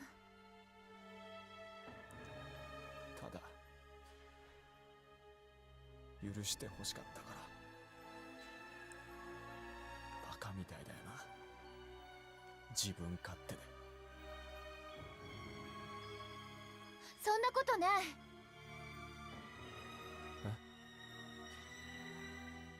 いなくなればなんて本音じゃないよ。拓也くんは和也くんを大事に思ってる。そうじゃないと10年間も毎日病室に通えないよ。だからそれは後ろめたかったから。うんうん、それだけじゃない。拓也くんが和也くんを見るときすごく優しい顔してるんだよ。The parallel universe where Tarantino movies flop due to not having the feces. 弟思いなお兄さんの顔をしてる。そうかな。自分じゃ見えねえしな。私にはちゃんと見えてるよ。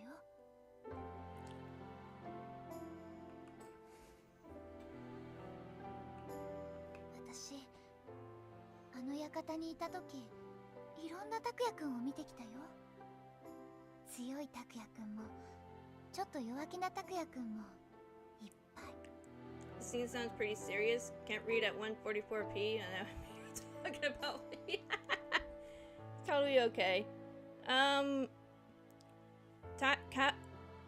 Takia is confessing to something big that he did when they were kids. He confessed to loosening the ribbon that the main character used to bandage him up.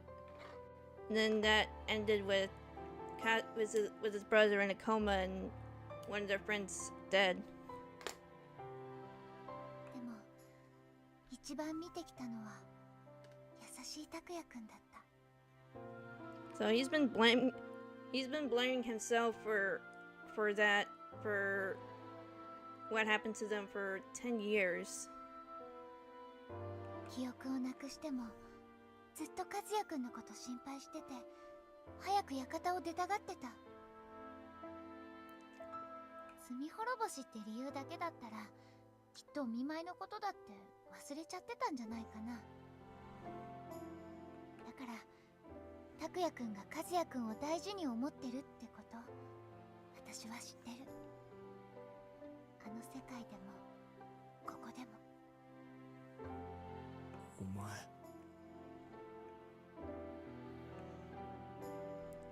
I hold the chains on the swings and look at Takia.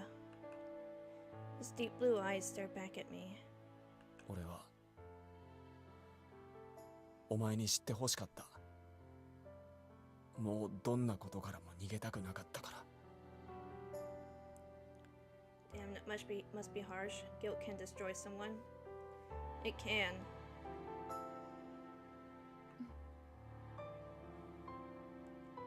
なあ、お前今から時間あるか？大丈夫だけど。和也のとこに行って謝ろうと思うんだ。俺のやったこと今だったら言える気がする。どんな顔して会えばいいのかまだわかんねえけど。お兄さんの顔で会えばいいんだよ。大丈夫、ちゃんとその顔になれるよ。ああ、そうか。そうだよな。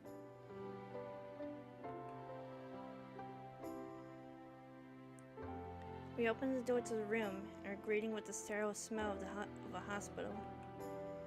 White walls and sheets. The clean, tidy room has a bed in the middle, with Kazuya laying on top of it. Is he asleep? We stop in the doorway, hesitating. But then, his eyelids quiver a little, and they slowly open. 拓也。 Oh, they cut his hair! 起こしたか？うん。起きてた。和也くん。え？お前も？二人とも変な顔。どうかしたの？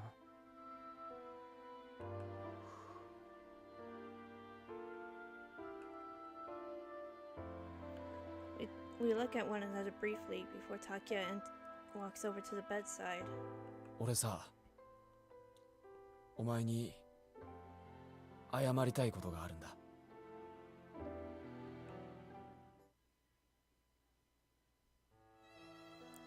Takia sits in a folding chair, starts explaining everything he said to me in the park.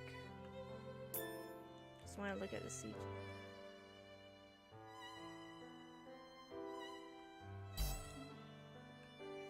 About how he envied Kazuya's honest personality when they were kids.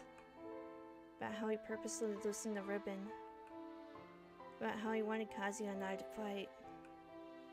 Kazuya watches silently as his brother's face twists in pain. カズヤ、ごめん。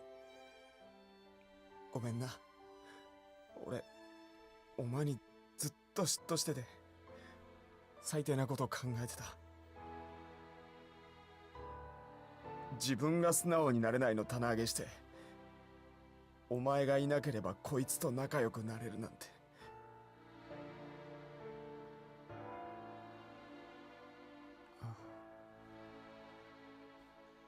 リボンのことはほんの出来心だった。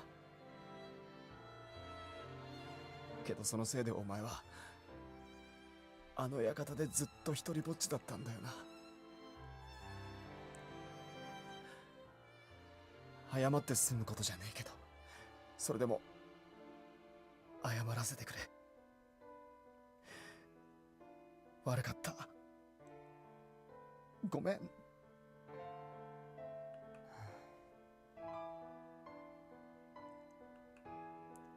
Takia bows his head as Kazuya stares at him.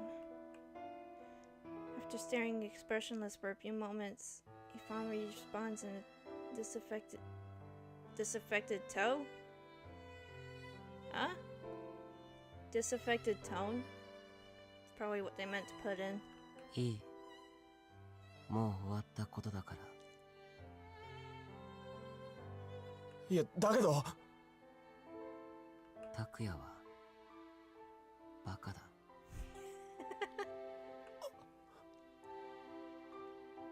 何やってるんだってちょっと思った。ああ。でも俺もバカだからお互い様。え？ He continues in a monotone voice. 俺も拓也に嫉妬してた。俺口下手だし不器用であんまり友達もいなかった。逆に拓也は何でもできてどこでも人気者でずっと羨ましかった。拓也なんかいなければって考えるくらい羨ましかった。俺拓也がこいつのこと好きなの知ってた。だからこいつにリボンを貸してもらった時ちょっと見せつけようとしたんだ。俺の方が彼女と仲良しなんだって。和也。嫉妬してたのは俺も同じ。それに俺が一人で寂しかったのと同じくらい拓也が苦しんでたならお互い様痛み分けもう終わったことってことでいいと思う。 Damn. Josie is one hell of a bitch. His serene eyes don't waver at all, reflecting Takia's face back at him. 仲直りしよう拓也。眠ってた間毎日世話してくれてありがとう。和也。His voice shakes with emotion. こっちこそ戻ってきてくれてありがと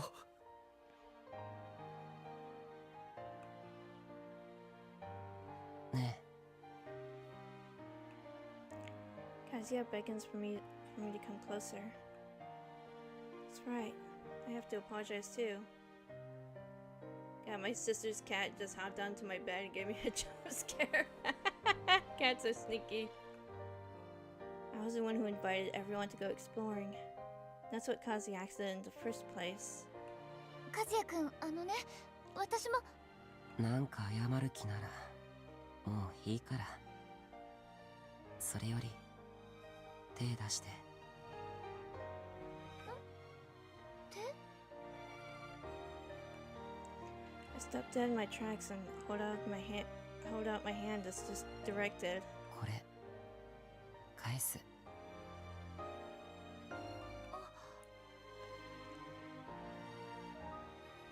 In my hand, I feel this familiar silken texture. It's Mom's ribbon. 長い間借りててごめん。これがあったからあの館で生きてこられた。俺のお守りだった。でも返す。もういいの？いい。これをお前に返すのが俺の希望だった。やっと返せる。大事にしてくれててありがとう。I start rolling the ribbon up, but I suddenly feel a tug at the end. I notice that Kazuya is pulling at the edge of it. 和也くん？リボンなくてもまた来てくれる？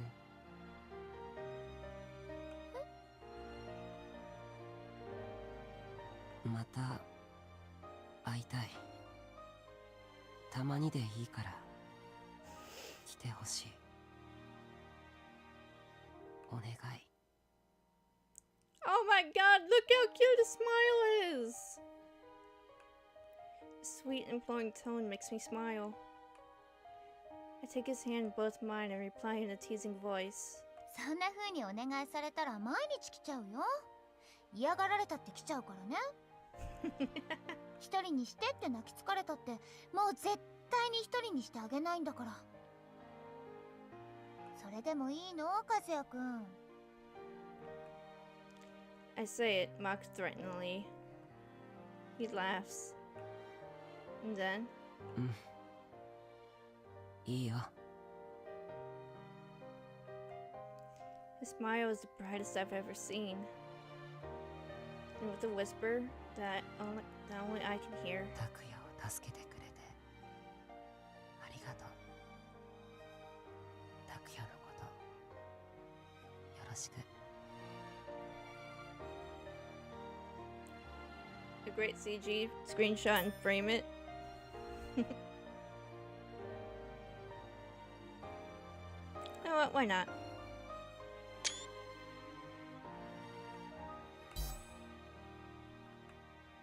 He says it with a gentle smile on his face.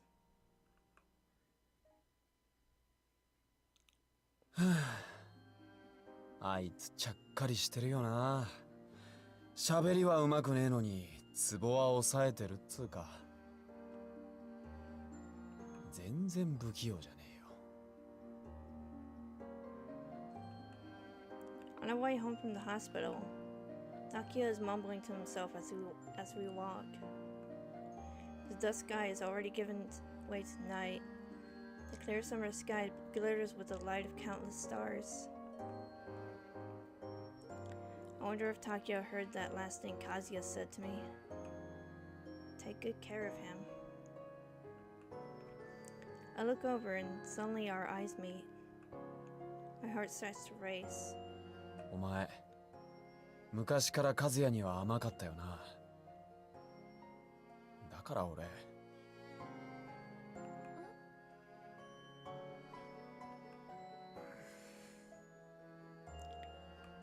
scratches his cheek for a second, then falls silent.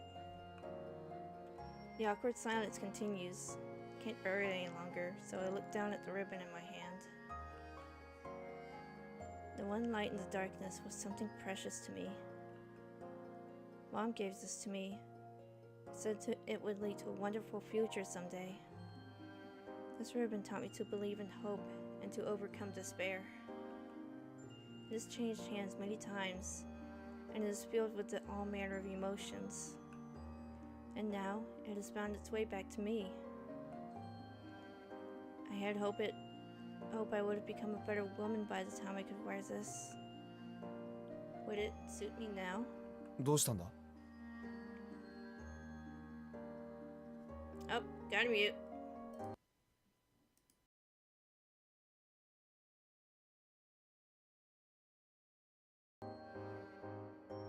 Mm. 子供の頃、このリボンが似合う素敵な女性になれたらって思ってたことを思い出しちゃって。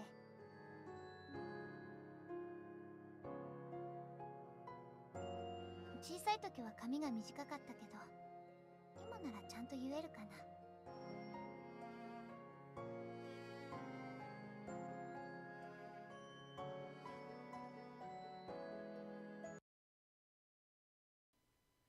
False alarm. それつけてやるよ。あ、でも似合わなかったらショックだし、家でこっそり。いいから貸せ。じっとしてろ。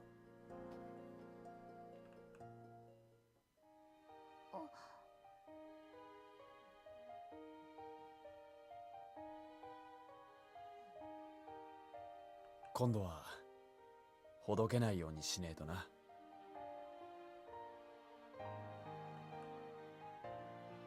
The slender fingers comb through my hair. He takes the ribbon and starts tying my hair with it. The movement of his hands is delicate, despite his rough appearance. I feel my cheeks getting hot. どうしたの？こんなことしてくれるなんて拓也くんらしくないよ。和也を見習ったんだよ。ほら、できた。かな。Oh shit. 似合ってる。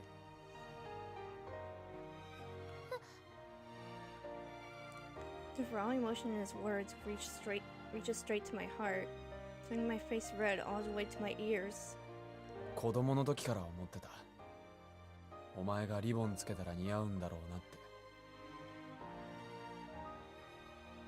子供の時からって、その時に言ってよ。そん時に言えなかったから今言ってんだろ。素直になった方が気持ちいいでしょ。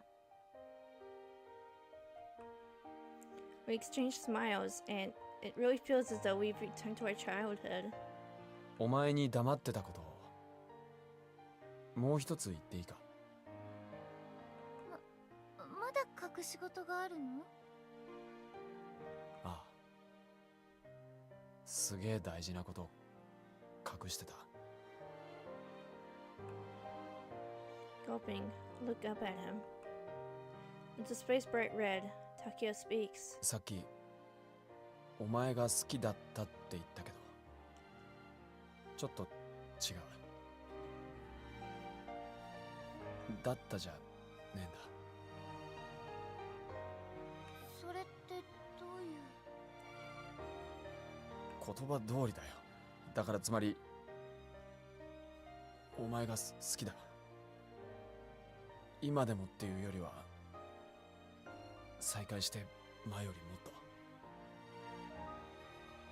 お前が好きだ。I'm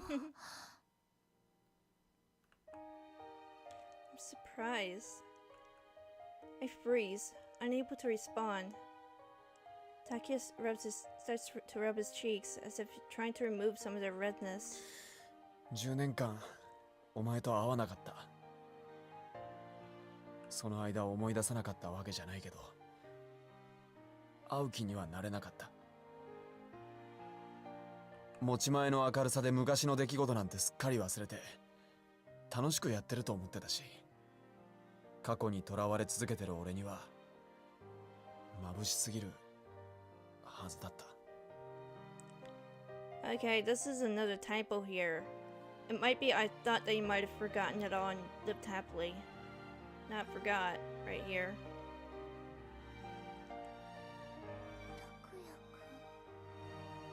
There are so many typos in this game, it's kind of crazy. けど再会したお前は10年前で時間を止めてた。どこか影があって人を近づかせない雰囲気で。お前はもう一人の俺だって感じたよ。そしたらなんかあの館でもお互いに記憶はなかったけど、やっぱりどっかで過去を引きずってたよな。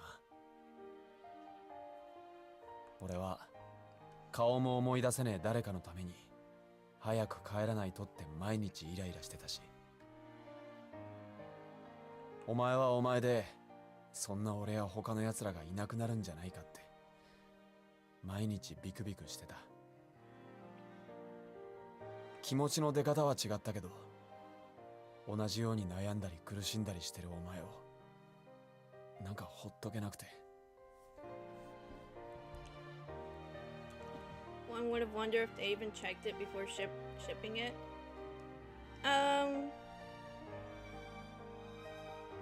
See, this was made in like 2010. I think the standards back then were a little different, but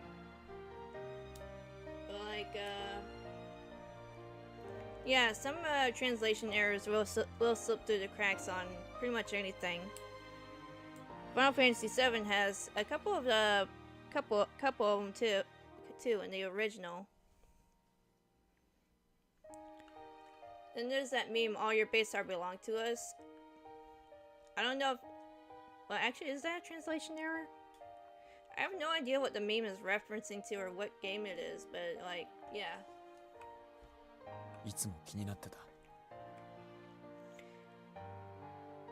Some translation errors will slip through the cracks on pretty much any project, be it manga or a video game.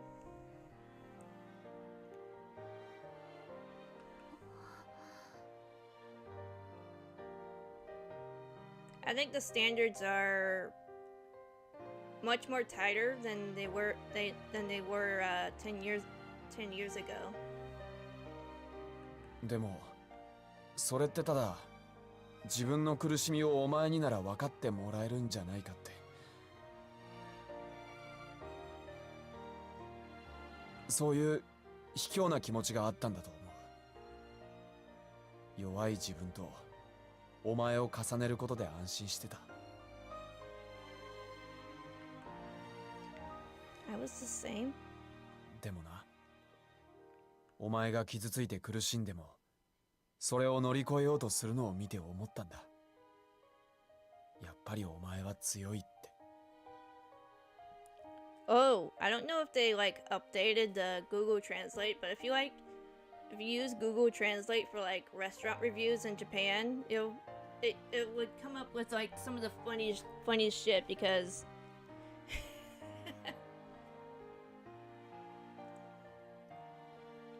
yeah, I guess it's unrealistic to not expect some errors.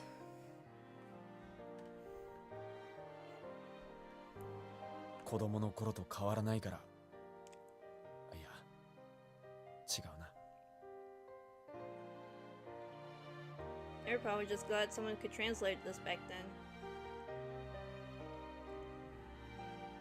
And the way localization has been getting is kind of crazy. I haven't heard much about it for a while, but last I heard that some localizers were getting a little weird. I'm not trying to disagree with anyone's political opinions or anything, but yeah. 子供の時以上に強くて眩しくてだからまた惹かれたんだって。お前に励まされて、俺は俺の過去と和也と向き合う勇気をもらった。次はお前にも同じものを見てもらいたいんだ。だからそばにいてほしい。拓也くん。 The sincerity of his confession grips my heart. Surprise and confusion mingle. The pain I feel is joyful in a way. ってやっぱらしくねえか、俺がこんなこと言うなんて。ううん、拓也くんの気持ち嬉しいよ。それどう受け止めていいかわかんねえ。お前は俺のことどう思ってる？それは。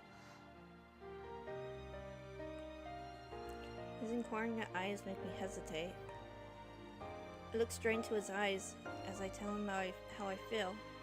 私も拓也くんとは同じものを見て同じことを感じてる気がしてた。他のものや人がどんどん変わっていっちゃう中で拓也くんだけは昔のままでいてくれて。 Whoops, I might have cut off her dialogue there. My bad. 変わることって大事なことなんだよね。私たちの変わりたくないって気持ちはただ逃げていただけで前に進めていないってことで。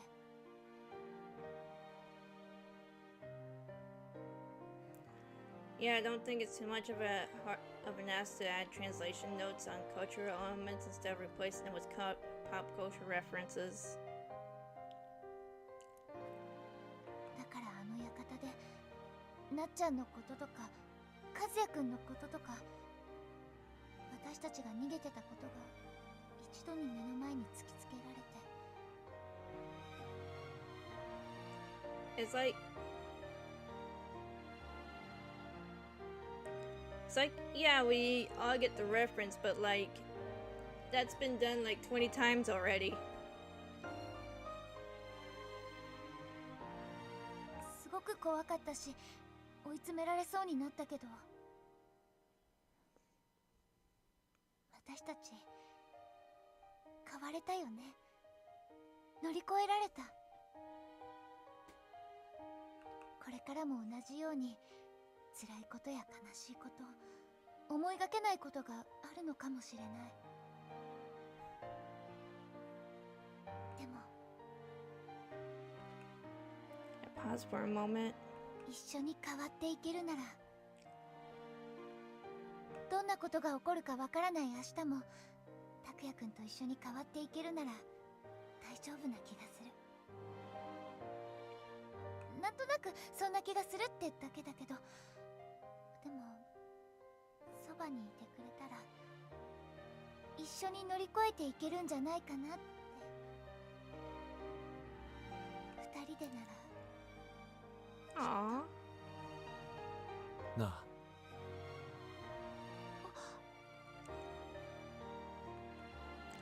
The darkness of the night makes it mysteriously easy to find the right words.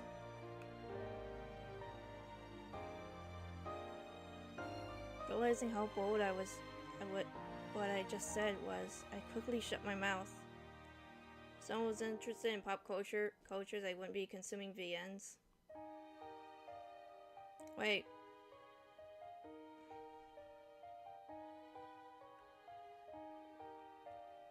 Wait, did a pop culture reference pop up here, or are you talking about another VN?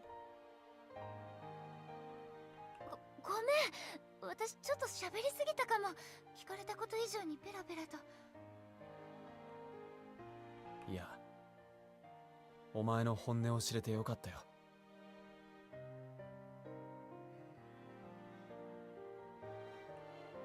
He looks at me with gentle eyes, then places his hand on my cheek. 思いがけないことが起きても俺と一緒なら大丈夫って本当か？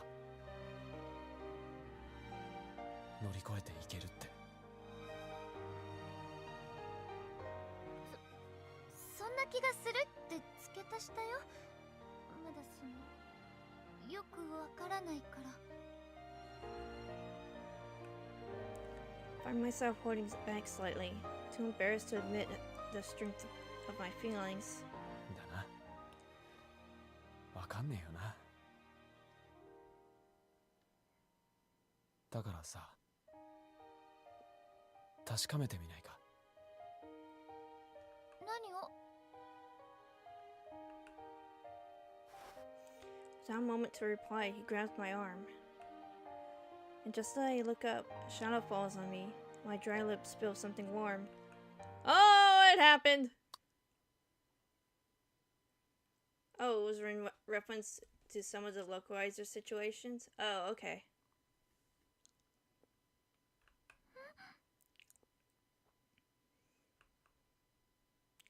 My mind goes blank. I didn't know what was happening. 拓也くん？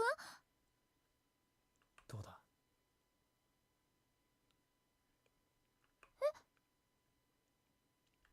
起きただろ。思いがけないこと。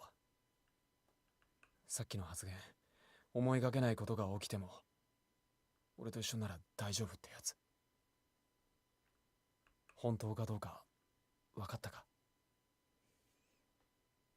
こんな不意打ちで分かるわけないよ。ならもう一回する。不意打ちじゃなければ分かるんだろ。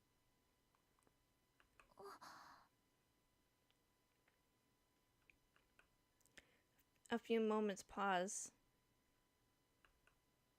Pass, probably. That was another typo there. He gives me no time to turn him down. He gives me time to turn him down. But my gaze is captured by the heated look he gives as he draws closer. I accept him. I don't resist or turn my face away. Oh my god, this is so pretty though!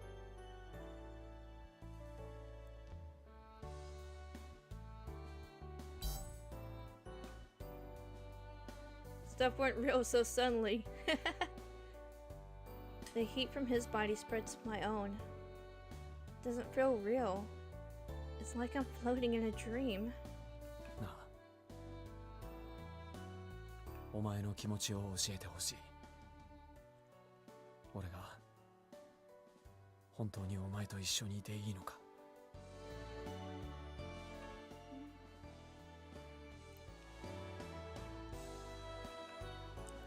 Now he's just teasing me. The fact that I didn't turn him down should be answer enough. He's making me admit it. なあ。拓也くん、ずるいよ。もう分かってるんでしょ？どうしていつも意地悪ばっかりするの？だってちゃんと言わねえから。I can't help but be endeared by his expression. I smile as the truth slips out of me. 私も好き。私、拓也くんとなら大丈夫。どんなことが起きても乗り越えられる。前に進んでいけるよ。二人一緒なら。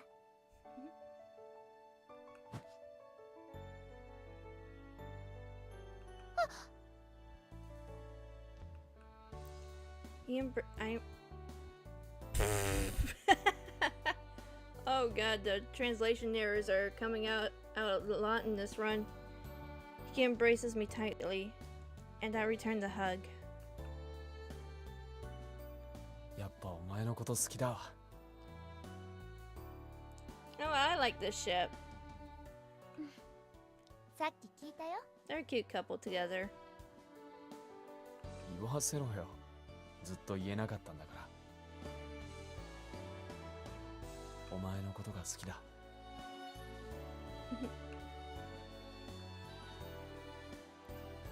We smile at each other again. It's similar to the smiles we had as kids, but also distinctly different. It's a smile of two people who are alike. And then we start walking again.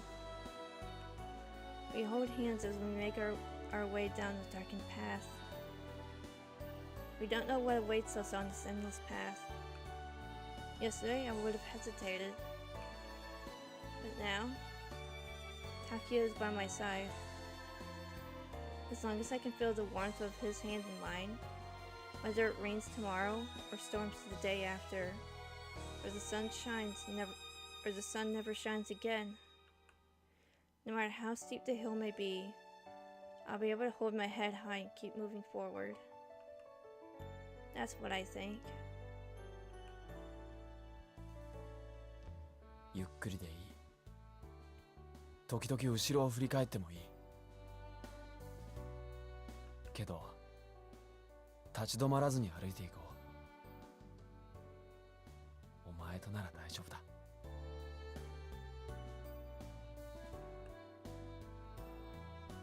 Aww.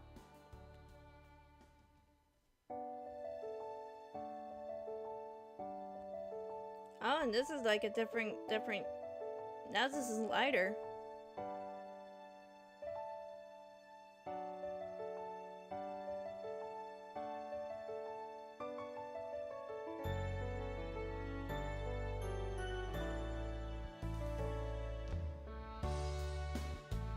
Okay.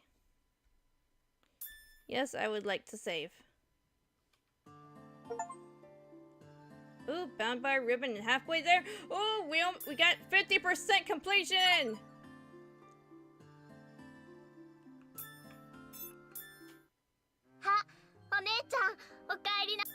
Okay, so where are we here? Ah.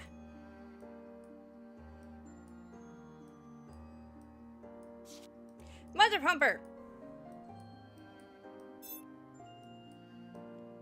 Okay, so we got Takuya's ending, and there's looks to be one more ending we can get here.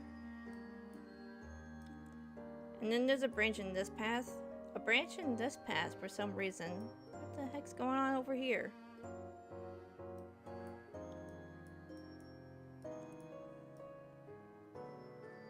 Branch in this path, but there's so many branches that we haven't explored. So, let's see here. Therefore, fighting over.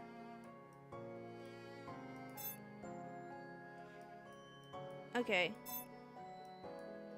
Let me see if I can start unlocking more stuff. Not that. Not that. Okay, this I can unlock. And I can unlock this. We're not gonna be looking at those just yet, quite yet though.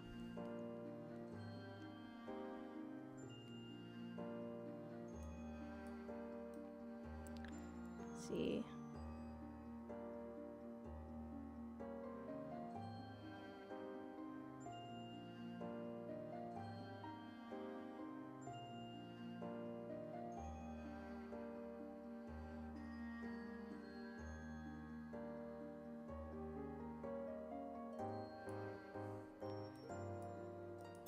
Okay. So next is Montro's route. However, I don't think I have time to go through it again. Yeah, so I'm gonna go ahead and end it here. So thank you so much for watching. Like, comment, subscribe if you want to. And I'll see you